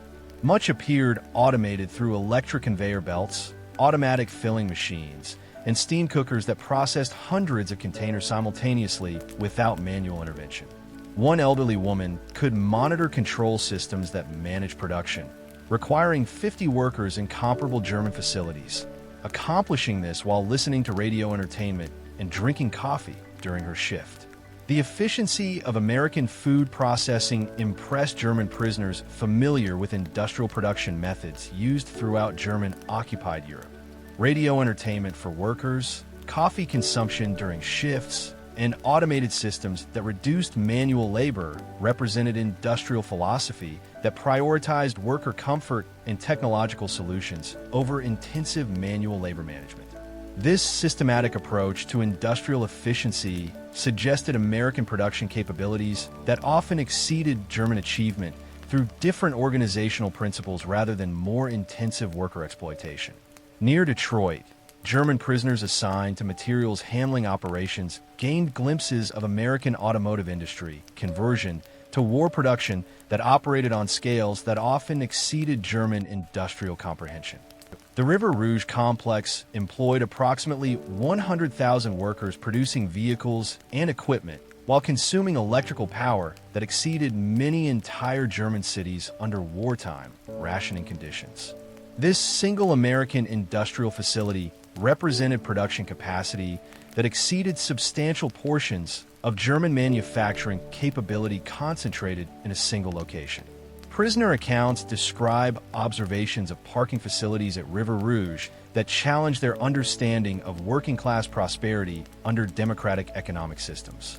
Thousands of automobiles belonging to factory workers filled parking areas that stretched beyond easy counting. While German workers, even skilled industrial employees, rarely owned personal transportation, American factory workers drove private vehicles to work as routine expectation rather than exceptional luxury reserved for elite populations. American personnel sometimes explained that many workers owned multiple automobiles, maintaining separate vehicles for work, transportation, and family use.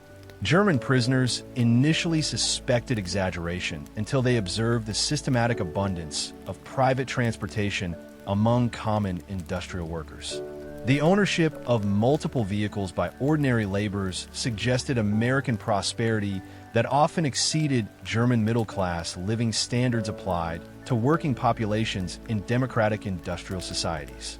The integration of civilian and military production at facilities like River Rouge demonstrated American industrial coordination that challenged Nazi assumptions about democratic inefficiency in economic planning. The same facilities that had produced civilian automobiles were manufacturing military vehicles and equipment without apparent major disruption or reorganization delays. This systematic conversion capability suggested American industrial flexibility and coordination that often exceeded German centralized planning despite democratic political structures that Nazi ideology claimed were inherently inefficient.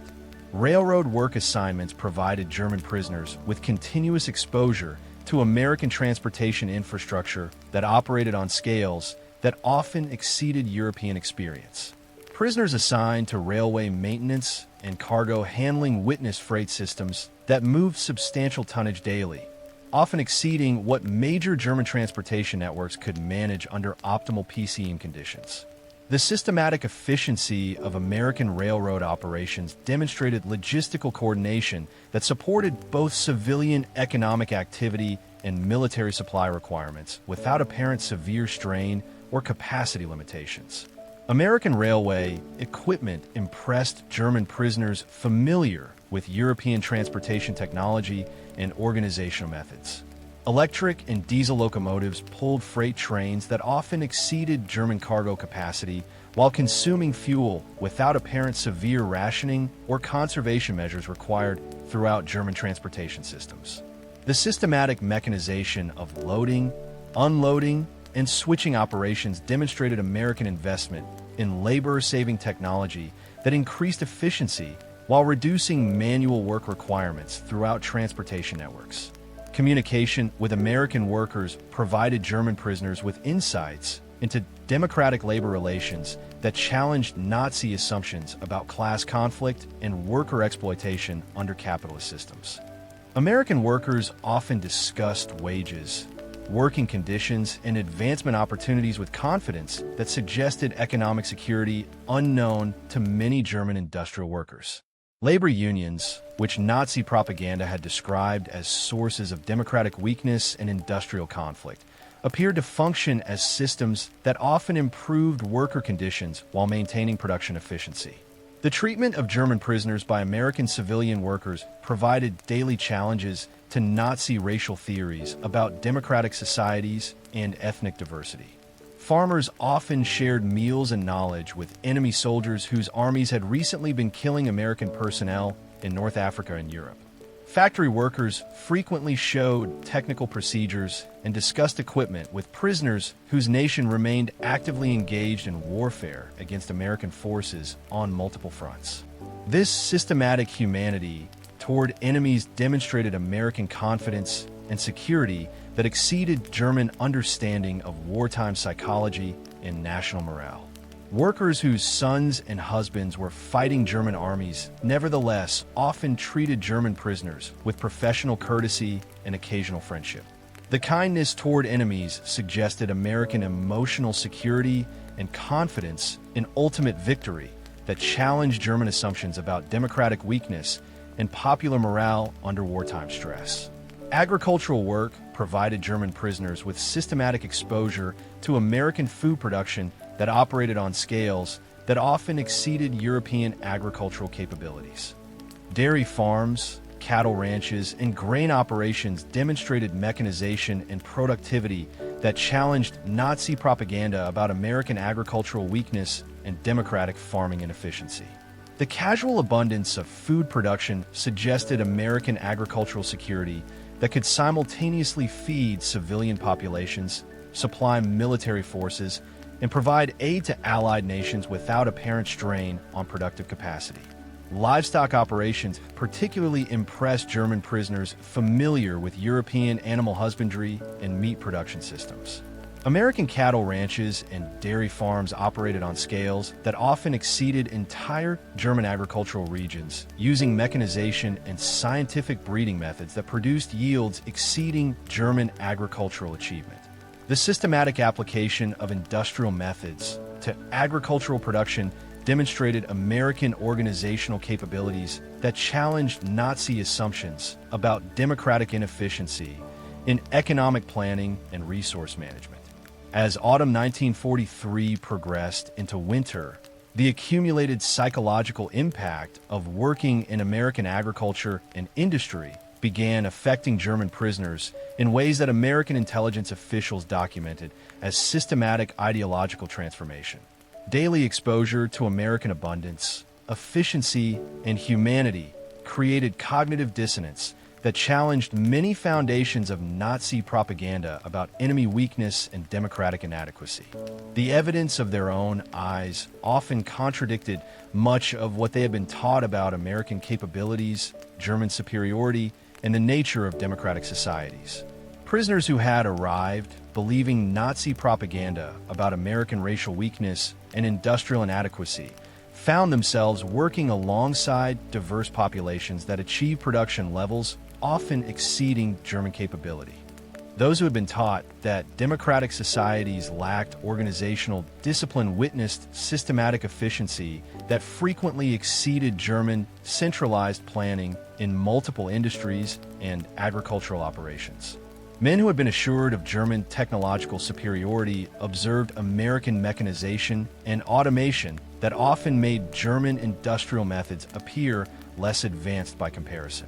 The psychological strain of reconciling Nazi ideology with observed American reality created what intelligence specialists documented as increasing disillusionment among substantial numbers of prisoners. Work assignments that had been intended to provide useful labor for American agriculture and industry were systematically challenging the ideological foundations that had sustained German military morale throughout years of warfare. For many prisoners, the evidence they witnessed daily made it increasingly difficult to maintain faith in Nazi propaganda about American weakness and German superiority across multiple categories of national capability.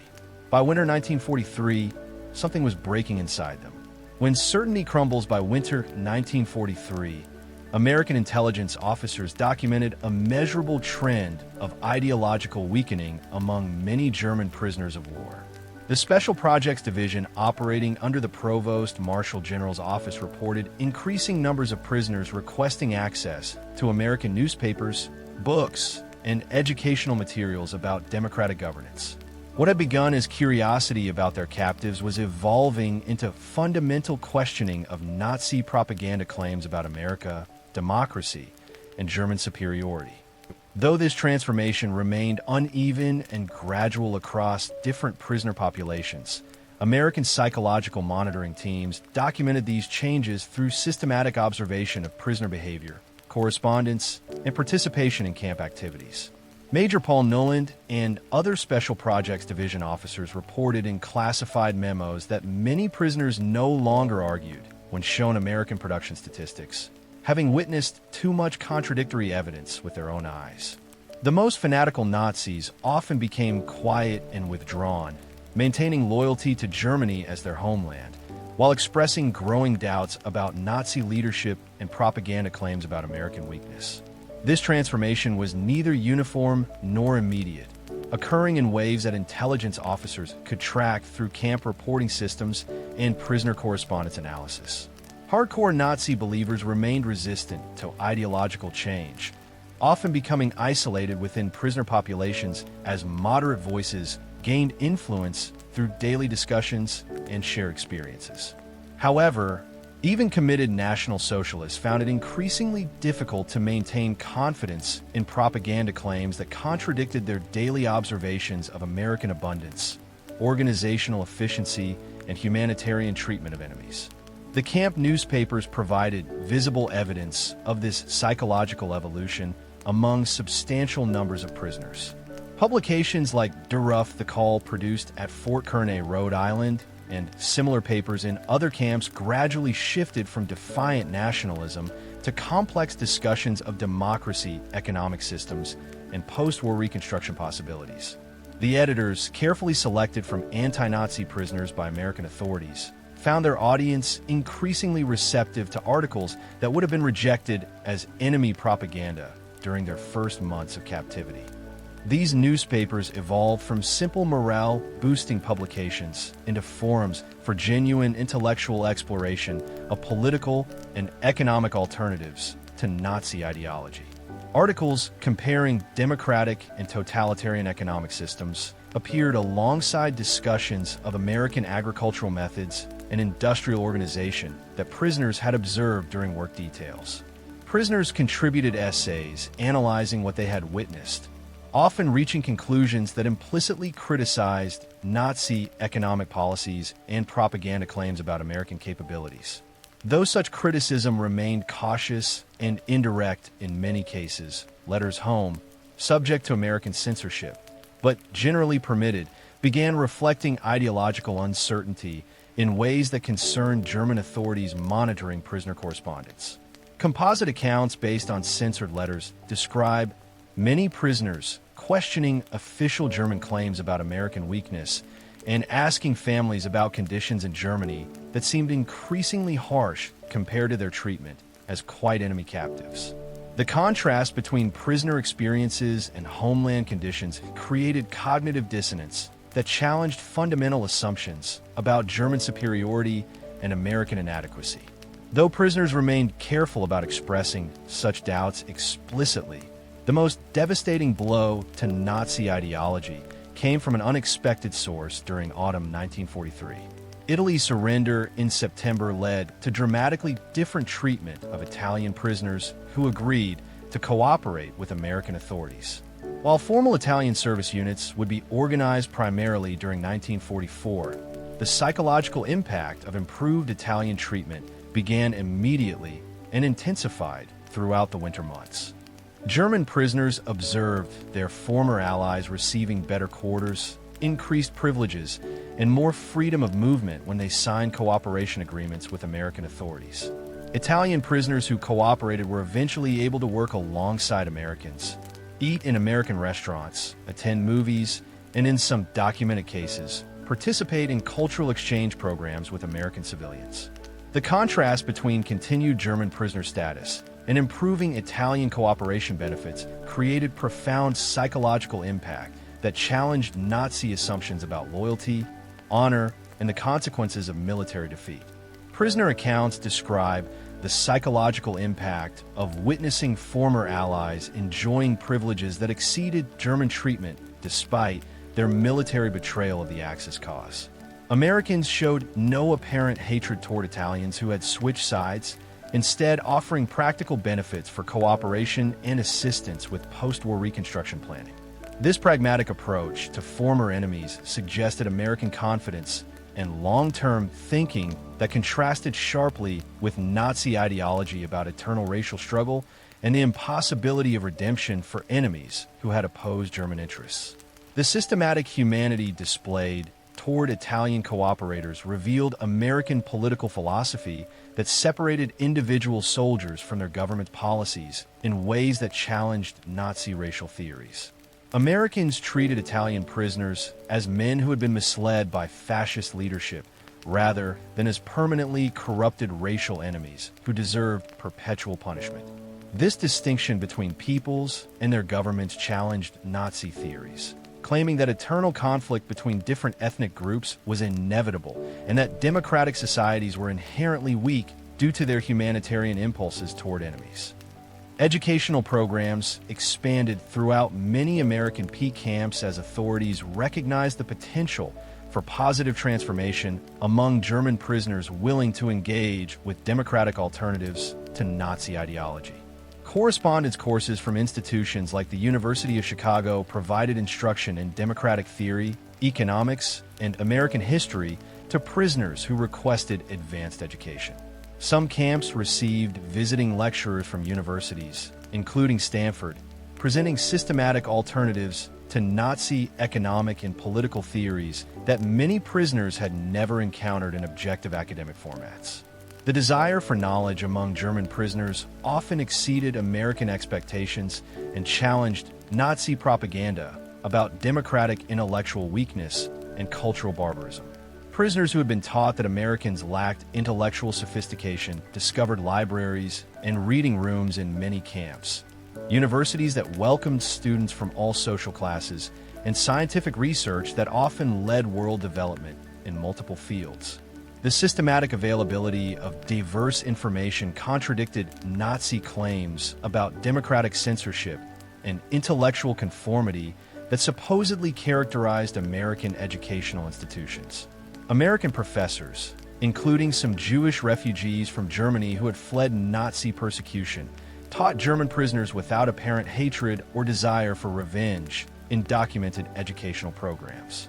These educators discussed science, philosophy, and economics as universal human endeavors rather than racial competitions for dominance between different ethnic groups.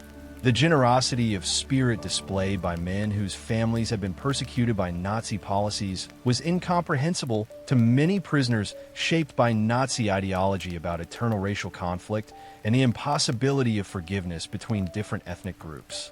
Camp theaters in many facilities showed American films that provided German prisoners with insights into democratic society that contradicted Nazi propaganda about American cultural weakness and intellectual poverty.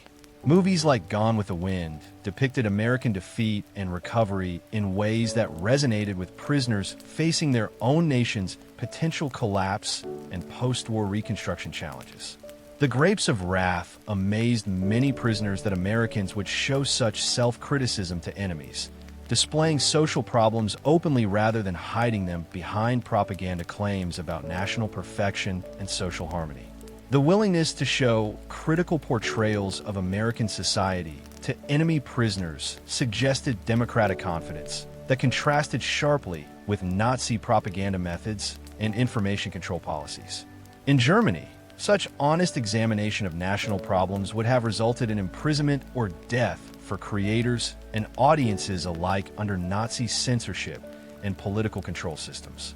Yet, Americans treated self-criticism as patriotic rather than treasonous, demonstrating intellectual confidence that many prisoners found more impressive than propaganda claims about national superiority and social perfection.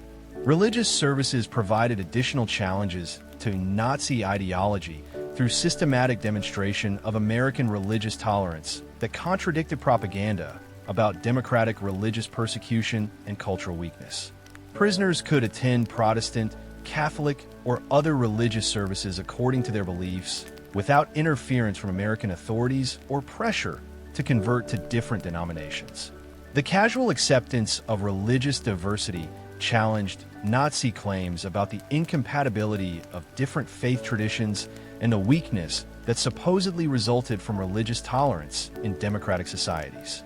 American chaplains of various denominations provided spiritual counsel to German prisoners without attempting forced conversion or religious persecution that Nazi propaganda had predicted would characterize American treatment of captured enemies.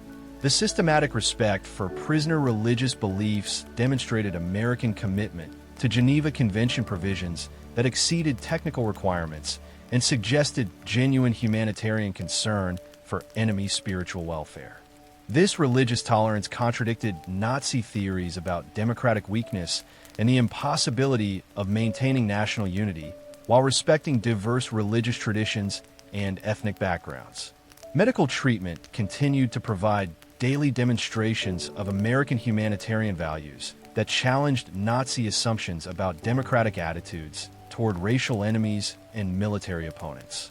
German prisoners received surgical procedures, dental care, and psychiatric treatment that often exceeded what German civilians could access in their homeland under wartime conditions and resource limitations.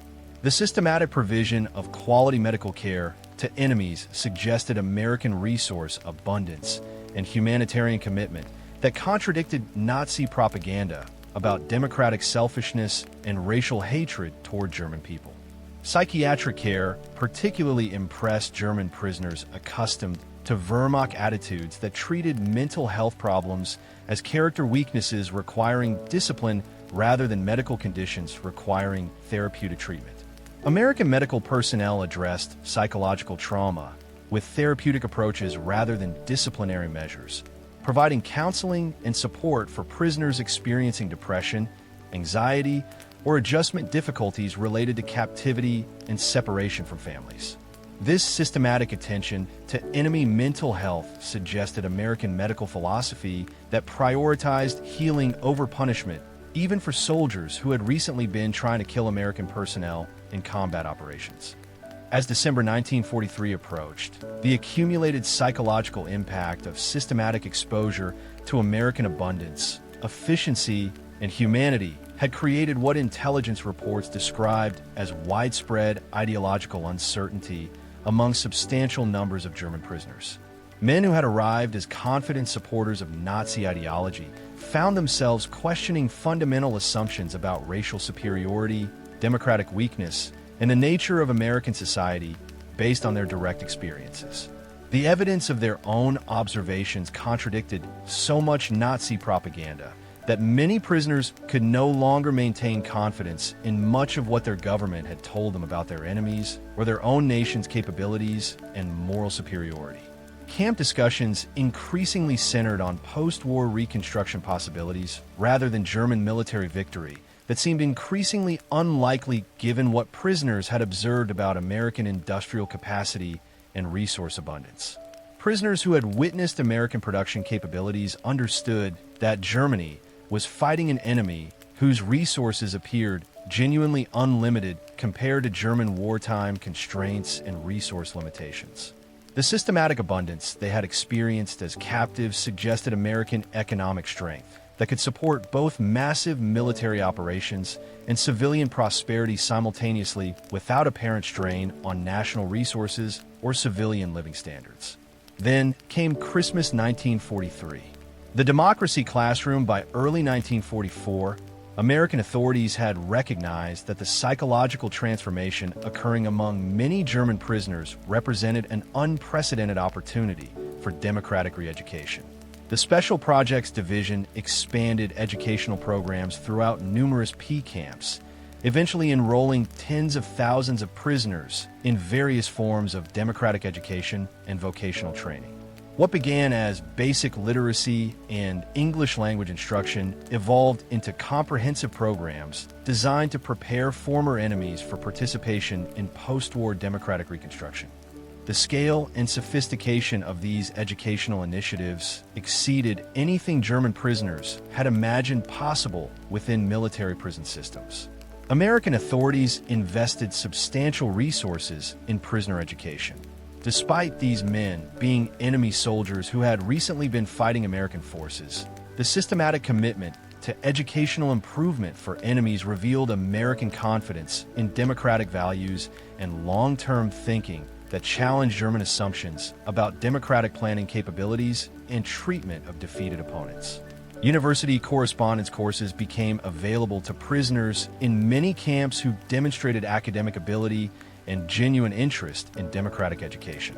The University of Chicago provided systematic instruction in American history, constitutional government, and economic theory through mail-based programs adapted for prisoner populations.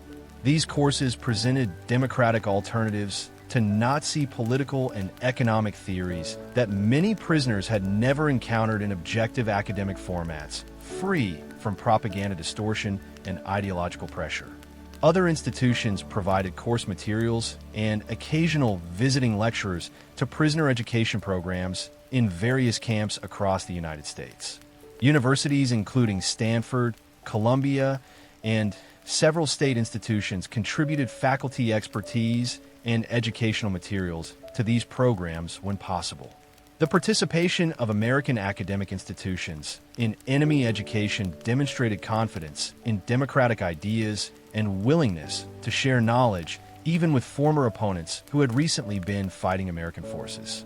The curriculum design reflected American understanding that effective re-education required intellectual engagement rather than simple propaganda, indoctrination, or ideological coercion. Courses in many camps emphasized critical thinking, comparative analysis of political systems, and practical skills needed for post-war reconstruction rather than mere repetition of democratic slogans. This educational philosophy suggested American confidence that democratic ideas could withstand intellectual scrutiny and that former enemies could be converted through reasoned analysis rather than force or punishment.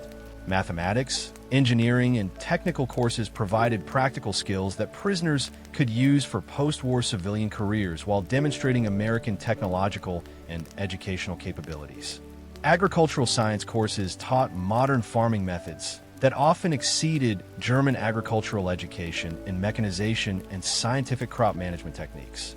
These technical programs challenged Nazi claims about German technological superiority while providing tangible benefits that prisoners could apply to improve conditions in post-war Germany.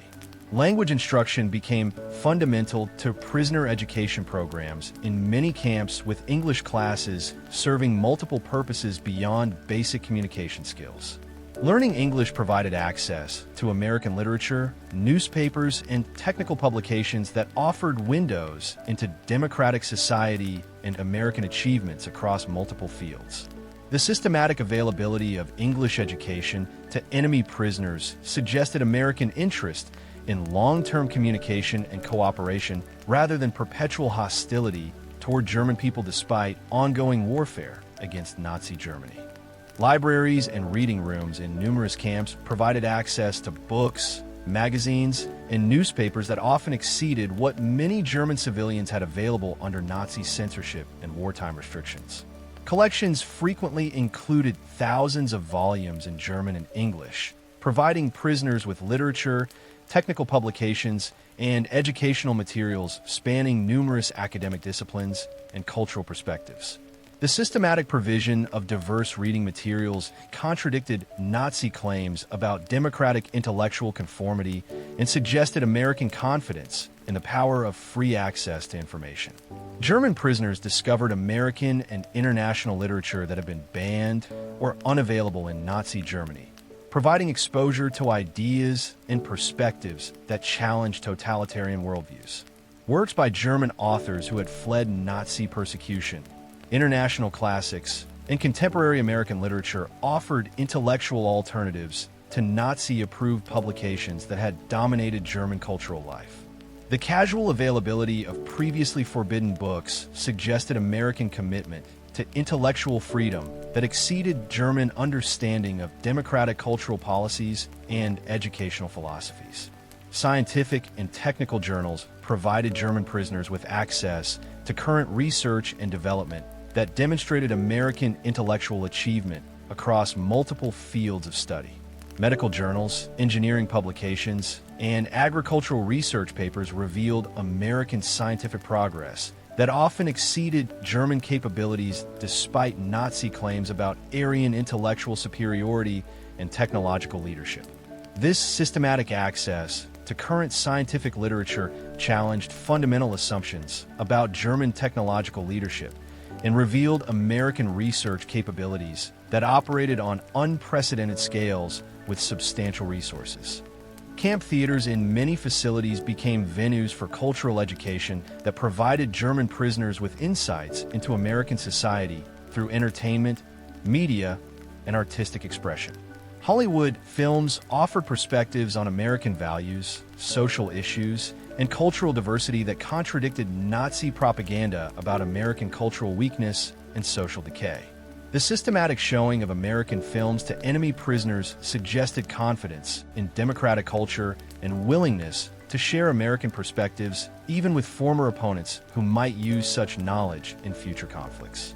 Movies like Gone with the Wind provided German prisoners with complex portrayals of American history that acknowledged defeat and recovery in ways that resonated with their own experiences of military failure. The film's depiction of Southern defeat in the Civil War and subsequent Reconstruction offered parallels to Germany's situation that many prisoners found relevant to their own circumstances and future prospects. This willingness to show stories of American defeat and struggle suggested democratic confidence that contrasted with Nazi propaganda methods that emphasized only triumph and strength. The Grapes of Wrath astounded many German prisoners that Americans would show such honest social criticism to enemies, displaying poverty and injustice openly rather than hiding social problems behind propaganda claims about national prosperity. The film's portrayal of economic hardship during the Great Depression revealed American willingness to examine national failures and social problems through artistic expression and public discourse. This systematic self-criticism through popular entertainment suggested democratic strength and intellectual honesty that many prisoners found more impressive than propaganda claims about national perfection and social harmony. Documentary films about American industrial production provided visual evidence of manufacturing capabilities that supported what prisoners had observed during their work details throughout American agriculture and industry. Films showing aircraft production, shipbuilding, and agricultural mechanization reinforced prisoner experiences with systematic documentation of American industrial achievement and technological capability. These educational films served dual purposes of entertainment and evidence, providing comprehensive documentation of American capabilities that exceeded Nazi propaganda claims about democratic industrial weakness and organizational inadequacy. Musical performances and cultural events in many camps provided additional exposure to American artistic achievement that challenged Nazi propaganda about democratic cultural poverty and intellectual weakness. Camp orchestras performed both German and American classical music, demonstrating cultural continuity and shared European heritage despite political conflicts and military opposition. Jazz performances introduced prisoners to uniquely American musical forms that revealed cultural creativity and artistic innovation that exceeded European musical traditions in some areas of expression and technical development. Art exhibitions featuring American painters and sculptors provided visual evidence of democratic cultural achievement that contradicted Nazi claims about American artistic weakness and cultural inferiority. Paintings depicting American landscapes, historical events, and social scenes offered perspectives on American identity and values that differed substantially from Nazi characterizations of American society and culture. The systematic presentation of American art to enemy prisoners suggested confidence in democratic cultural achievement and willingness to share artistic heritage, even with former opponents who had been taught to despise American civilization. Educational lectures by visiting instructors in some camps provided systematic instruction in democratic theory and American history that many prisoners had never encountered in objective academic formats. Some Jewish refugee scholars who had fled Nazi persecution participated in these educational programs, teaching German prisoners without apparent hatred or desire for revenge despite their personal experiences. The participation of persecuted academics in enemy education demonstrated forgiveness and intellectual generosity that challenged Nazi theories about eternal racial conflict and the impossibility of reconciliation between different ethnic groups. These educational encounters with Jewish professors provided profound psychological challenges to Nazi racial theories through direct personal experience rather than abstract ideological discussion. Prisoners who had been taught that Jews were intellectually inferior and morally corrupt discovered distinguished scholars whose knowledge and teaching abilities exceeded their expectations and challenged their preconceptions. The willingness of persecuted academics to educate their former persecutors suggested human generosity and intellectual commitment that contradicted fundamental assumptions about racial character and the inevitability of ethnic hatred. Discussion groups and debate societies emerged in many camps, providing forums for prisoner analysis of democratic principles and comparative political systems through structured intellectual exchange. These discussions allowed prisoners to explore democratic alternatives to Nazi ideology through reasoned debate rather than propaganda indoctrination or ideological coercion. American authorities encouraged such intellectual exploration with confidence that democratic ideas could withstand scrutiny and that former enemies could be influenced through rational analysis rather than punishment or forced conversion. The quality and comprehensiveness of American educational programs in many camps exceeded what numerous German prisoners had experienced in civilian German educational institutions before the war. University-level instruction, extensive libraries, cultural programs, and intellectual freedom created educational environments that surpassed German academic standards in many areas of study and cultural development. This systematic educational superiority challenged Nazi claims about German intellectual leadership and revealed American educational capabilities that operated on scales and with quality that often exceeded German institutional achievement. Vocational training programs provided practical skills for post-war civilian careers while demonstrating American technological and educational sophistication in applied fields. Courses in automotive repair, electrical work, construction, and manufacturing techniques offered knowledge that prisoners could use to improve economic conditions in post-war Germany. These practical programs suggested American interest in German post-war prosperity rather than perpetual punishment, challenging Nazi assumptions about democratic vindictiveness toward defeated enemies and occupied populations. By spring 1944, the accumulated impact of systematic exposure to American educational resources, cultural achievement, and intellectual freedom had contributed to measurable changes in prisoner attitudes and beliefs. Intelligence reports documented increasing prisoner interest in democratic political theory, American economic systems, and post-war Reconstruction planning based on democratic principles rather than Nazi ideology. For many prisoners, these programs deeply undermined Nazi propaganda and planted lasting doubts about everything they had been taught regarding American weakness and German superiority. Then came D-Day, June 6, 1944. The Normandy Revelation, when D-Day news reached many peak camps. It often marked a decisive acceleration of a psychological process already underway among prisoners who had seen American abundance and increasingly found Nazi claims unbelievable. The scale of Operation Overlord demonstrated American organizational and industrial capabilities that exceeded even the most optimistic German intelligence estimates about enemy potential. The statistics alone defied German comprehension of what democratic societies could achieve through coordinated military planning. Several thousand ships, with most estimates ranging from 5,000 to 7,000 vessels of various types, participated in the operation, backed by roughly 11,000 aircraft in the largest amphibious assault in human history. The initial assault waves included 150,000 Allied troops, landing on fortified beaches defended by German forces who had spent years preparing coastal defenses.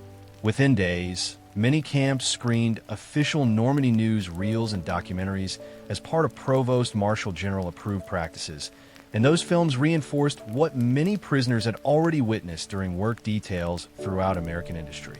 The footage revealed organizational capabilities that exceeded anything German prisoners had witnessed during their own military service or imagined possible under democratic command structures.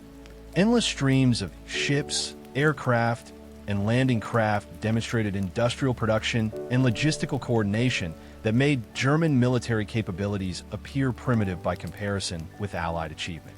The artificial harbors known as Mulberry Harbors particularly astounded German prisoners familiar with military engineering and logistics challenges. These massive prefabricated port facilities were towed across the English Channel and assembled on Normandy beaches to support sustained supply operations under combat conditions. Within weeks, the Mulberry Harbors were discharging thousands of tons per day, a scale of logistics that stunned engineers and prisoners alike who understood the technical challenges of such operations. German prisoners with engineering backgrounds recognized the unprecedented technical achievement represented by mobile port construction and deployment under enemy fire. The coordination required to design, build, transport, and assemble harbor facilities while under German artillery bombardment suggested American engineering capabilities that exceeded German technical education and industrial experience. The systematic success of such complex operations challenged fundamental assumptions about democratic inefficiency and suggested organizational capabilities that operated on scales beyond German military comprehension. The newsreels showed continuous streams of supplies flowing from artificial harbors to support advancing Allied armies across French countryside. Trucks, tanks, ammunition, fuel, food, and medical supplies moved with mechanical precision that sustained multiple army groups simultaneously across extended supply lines. The logistical achievement of maintaining such massive forces in sustained combat operations while building supply infrastructure from scratch demonstrated American capabilities that exceeded German strategic planning assumptions about democratic military potential. Air support for the Normandy operations revealed American aircraft production and pilot training programs that had developed during the prisoners' months in captivity. The systematic air superiority displayed over French battlefields reflected industrial capabilities that many prisoners had witnessed during their work details at American aircraft factories.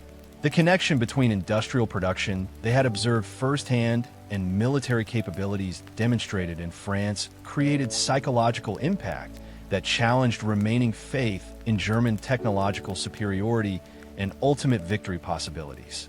The successful establishment of multiple beachheads despite strong German defensive preparations revealed Allied tactical and operational competence that exceeded Nazi propaganda claims about American military inadequacy. German prisoners had been taught that American soldiers lacked fighting spirit and that democratic armies could not sustain casualties necessary for decisive victory against determined German resistance. The systematic success of Normandy operations contradicted these assumptions and suggested American military competence that matched their demonstrated industrial and organizational capabilities. Camp discussions following D-Day newsreels reflected the psychological impact of witnessing their homeland invaded by enemies whose capabilities they had systematically underestimated. Many prisoners who had maintained hope for German military recovery found such optimism increasingly difficult to sustain when confronted with evidence of Allied capabilities that exceeded their worst fears. The scale and success of Normandy operations suggested that Germany was fighting enemies whose resources appeared genuinely unlimited compared to German wartime constraints and strategic limitations. Intelligence reports documented increasing prisoner requests for newspapers and maps to follow the progress of Allied operations in France among those camps where such materials were available. Many prisoners sought detailed information about military operations that were systematically destroying German defensive positions and threatening the survival of their homeland. This desire for accurate information about German military defeats reflected psychological acceptance that American sources often provided more reliable reporting than German propaganda about the actual course of military operations. The rapid expansion of Allied lodgements in Normandy demonstrated sustained offensive capabilities that exceeded German defensive responses despite years of preparation and fortification. German prisoners observed through news reels and newspaper accounts that American and British forces were achieving breakthrough operations that German military doctrine had claimed were impossible against determined defensive resistance. The systematic success of Allied offensive operations challenged fundamental assumptions about German military superiority and defensive capabilities that had sustained prisoner morale despite their captivity. Letters from families in Germany began reflecting the impact of Allied bombing campaigns and advancing military operations on civilian populations with increasing frequency. Prisoner correspondence, subject to censorship but generally permitted, revealed increasing hardship and desperation among German civilians experiencing Allied military pressure firsthand. The contrast between prisoner treatment in America and family suffering in Germany created additional psychological pressure that challenged assumptions about American vindictiveness and German protective capabilities for their own population. The liberation of French cities and towns provided German prisoners with evidence of Allied military competence in sustained combat operations against German forces defending prepared positions. Newsreels showing Allied troops receiving enthusiastic welcomes from liberated populations contradicted Nazi propaganda about resistance to Allied occupation and suggested that German defensive claims about fighting for European freedom lacked popular support. The systematic success of Allied operations in liberating occupied territories revealed that German military resistance was failing to achieve strategic objectives despite years of defensive preparation. Allied air operations supporting ground forces in France demonstrated the air superiority that many prisoners had witnessed during aircraft production at American factories. The systematic dominance of Allied aviation over French battlefields reflected industrial capabilities that prisoners had observed firsthand during their work assignments in American aircraft manufacturing facilities. This connection between observed production capabilities and demonstrated military performance created psychological impact that made German propaganda claims about ultimate victory appear increasingly unrealistic given Allied resource advantages. The technological sophistication of Allied military equipment observed in newsreels challenged German assumptions about technological superiority that had sustained Nazi ideology throughout the war. Radar-guided artillery, advanced communications equipment, and sophisticated naval systems demonstrated Allied technical capabilities that often exceeded German equipment despite Nazi claims about scientific and engineering superiority.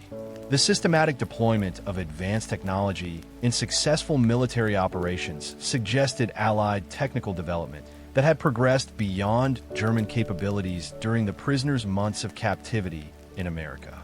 Medical support for Allied operations in France revealed humanitarian capabilities that reflected the medical care prisoners had received in American camps. Newsreels showing field hospitals, medical evacuation procedures, and wounded care demonstrated Allied commitment to soldier welfare that exceeded German military medical capabilities under wartime conditions. The systematic provision of quality medical care to Allied soldiers reflected resource abundance and organizational priorities that prisoners had experienced personally through their own medical treatment as enemy captives.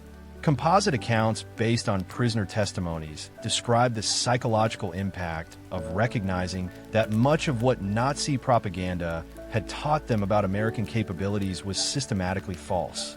The evidence of D-Day operations suggested that Nazi Germany had challenged enemies whose industrial, organizational, and military capabilities exceeded German achievements across every category of national power.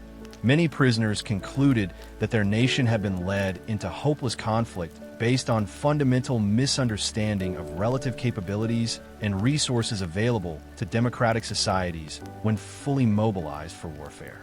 The systematic success of Allied operations in establishing and expanding beachheads in France despite determined German resistance suggested military competence that challenged assumptions about democratic weakness and American fighting capabilities.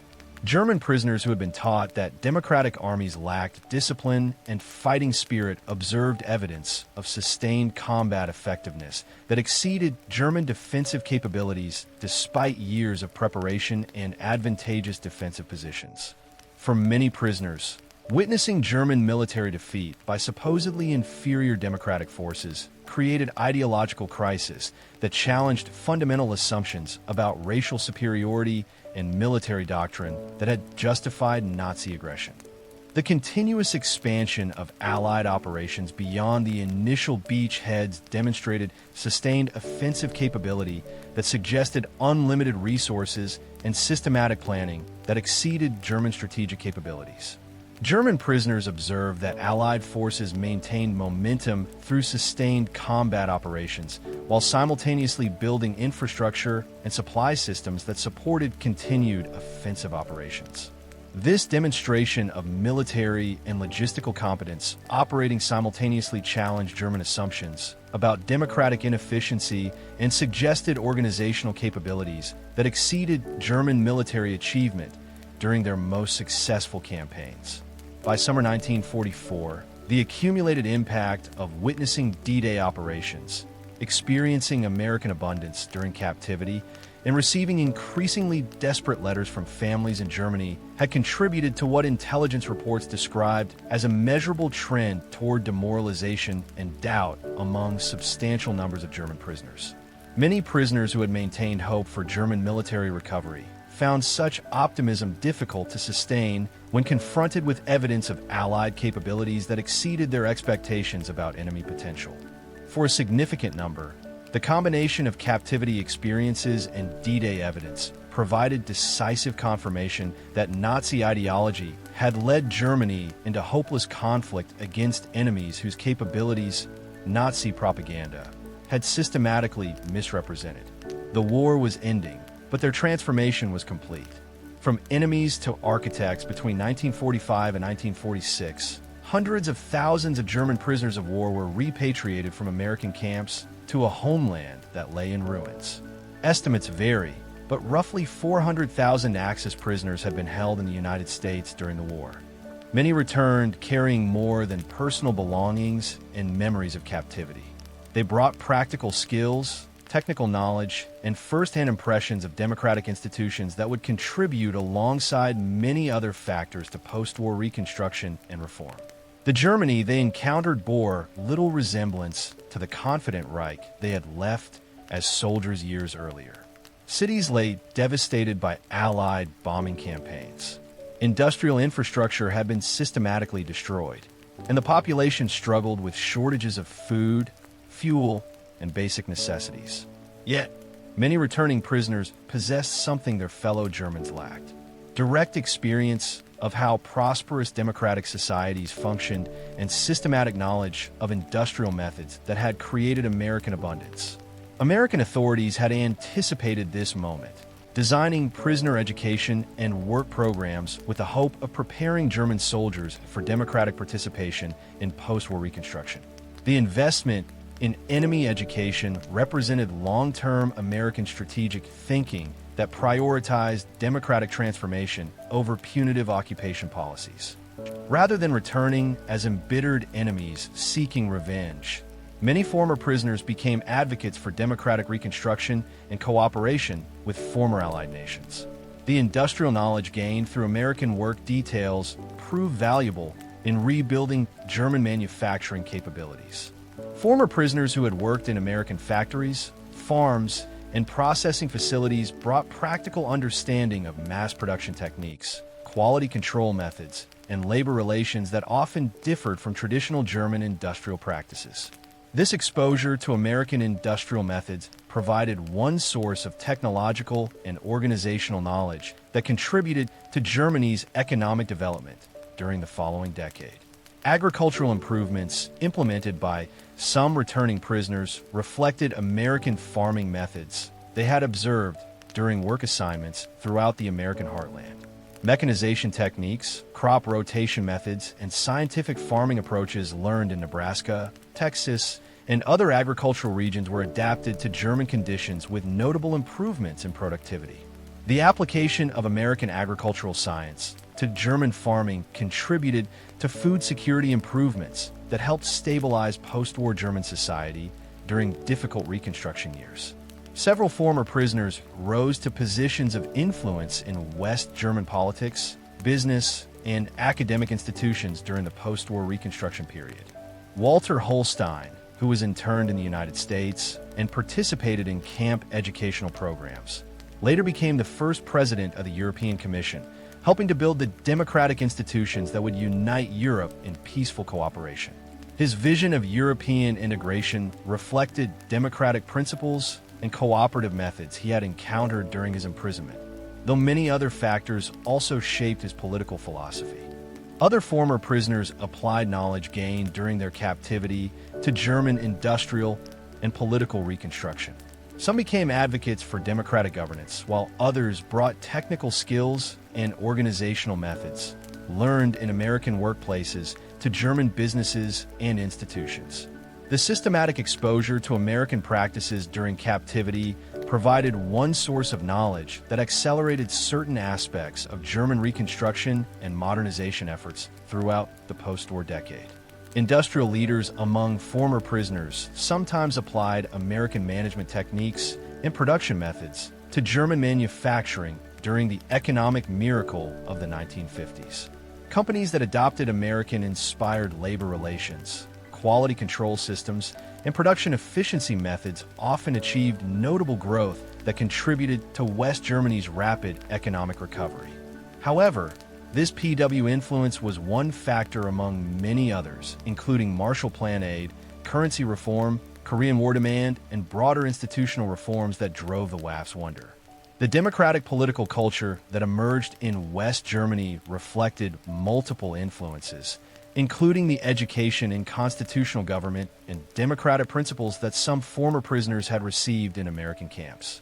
Political parties, labor unions, and civic organizations sometimes adopted organizational methods and democratic procedures that showed American influence transmitted through returning prisoners who had studied democratic institutions during captivity. This preparation for democratic participation helped establish stable democratic governance in West Germany, though many other factors also contributed to this political transformation. Economic policies implemented during West Germany's Reconstruction sometimes reflected understanding of free market principles and democratic economic systems that former prisoners had studied during their captivity. The social market economy that emerged combined free enterprise with social welfare systems, reflecting synthesis of various influences, including American economic methods adapted to European social traditions. Former prisoners who had observed American prosperity firsthand became advocates for economic policies that prioritized productive efficiency and individual opportunity while maintaining social stability. Labor relations in post-war Germany showed influence of American industrial practices that some former prisoners had observed during their work assignments in American factories and farms. Cooperative relationships between management and workers, systematic training programs, and performance-based advancement systems reflected American methods adapted to German conditions. These improved labor relations contributed to industrial peace and productivity improvements that supported West Germany's remarkable economic growth during the 1950s and 60s. Educational reforms in West Germany incorporated democratic principles and teaching methods that former prisoners had encountered during their systematic education in American camps. Universities, technical schools, and civic education programs adopted approaches that emphasized critical thinking, democratic participation, and individual responsibility rather than authoritarian instruction methods that had characterized German education under Nazi influence. This transformation of educational philosophy helped prepare new generations of Germans for democratic citizenship and peaceful cooperation with former enemies. The Atlantic Alliance that emerged during the Cold War reflected, in part, the personal relationships and democratic understanding that had developed between former enemies during the prisoner experience. Former prisoners who had experienced American humanity and democratic values became advocates for Western cooperation against Soviet communism. Their understanding of American society and democratic institutions provided one foundation for German-American partnership that would anchor European security throughout the Cold War decades. 40 years after the war's end, the transformation experienced by many former prisoners received public recognition through reunions that celebrated their journey from enemies to friends. In 1985, on the 40th anniversary of Germany's surrender, former German prisoners returned to America for gatherings that commemorated their transformation and ongoing friendship with their former captives. Many brought their families to show them the places where their ideological transformation had begun and their democratic education had been completed. The reunion participants represented successful integration of former enemies into democratic society and international cooperation. Businessmen, academics, government officials, and ordinary citizens gathered to commemorate not military defeat, but ideological liberation through exposure to democratic values and American abundance. Their presence in America as honored guests rather than imprisoned enemies symbolized the successful completion of democratic transformation that American authorities had envisioned during the darkest days of World War II. Accounts from reunion speeches and testimonials describe the impact of American captivity on German prisoners who had experienced democratic society firsthand. Many participants credited their imprisonment with providing educational opportunities and exposure to democratic values that had influenced their post-war careers and personal development. The systematic humanity they had experienced as prisoners had challenged Nazi ideology and provided foundations for democratic commitment that lasted throughout their lives. The reunion speeches captured the essence of transformation that had occurred during captivity and its lasting impact on German society. Former prisoners spoke of arriving in America as believers in Nazi ideology and leaving as advocates for democratic cooperation and international understanding. Their testimonials provided evidence of democratic re-education that had converted many enemies into allies through systematic exposure to American values rather than punitive treatment or ideological coercion. The legacy of the prisoner experience extended beyond individual transformation to influence the broader development of democratic institutions and international cooperation in post-war Europe. Former prisoners who had experienced American democracy firsthand became advocates for democratic reconstruction and transatlantic partnership that would anchor European security throughout the Cold War period. Their understanding of democratic values in American society provided human foundations for the institutional partnerships that would unite former enemies in defense of freedom and democratic governance. The transformation was complete. America's secret weapon, the statistics, tell a story that defied every assumption about democratic weakness and totalitarian strength. Surveys and memoirs indicate very high levels of reported satisfaction with camp treatment among many prisoners of war, with most rating their experience positively.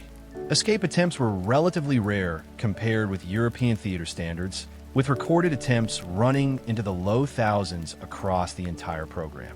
Most remarkably, many former prisoners maintained correspondence with American families for years after the war.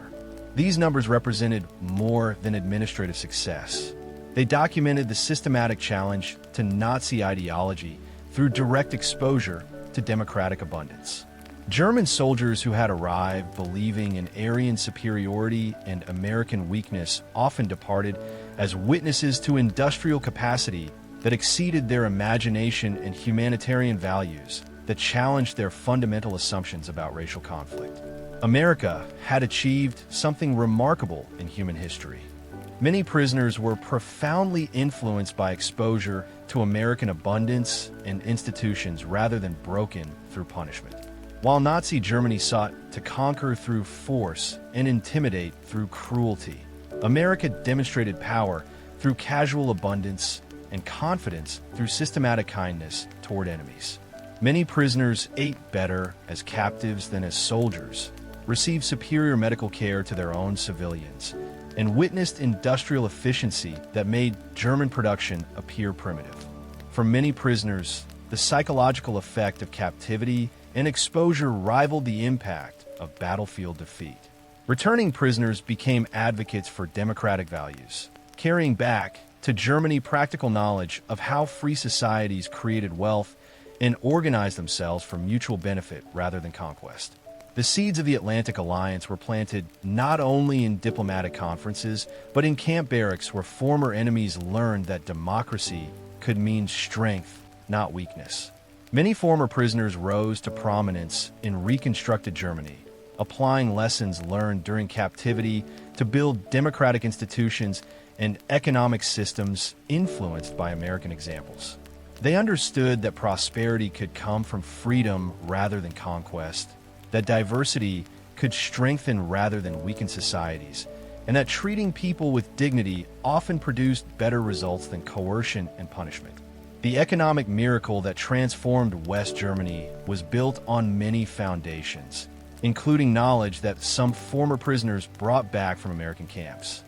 At the 1985 reunion in Austin, Texas, former prisoners gathered to honor the transformation that had begun with their defeat and captivity.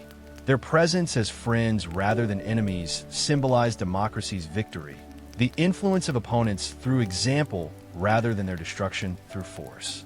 They had returned to thank their former captives for showing them alternative ways to organize human society. America's secret weapon was never its industrial might alone, though that proved overwhelming. It was not even the organizational efficiency that coordinated production across continental distances. America's most powerful weapon was the simple, overwhelming evidence of what free people could achieve when they worked together rather than against each other. The German prisoners who witnessed American abundance in 1943 and 1944 saw more than superior production capacity. They witnessed the future, and it worked.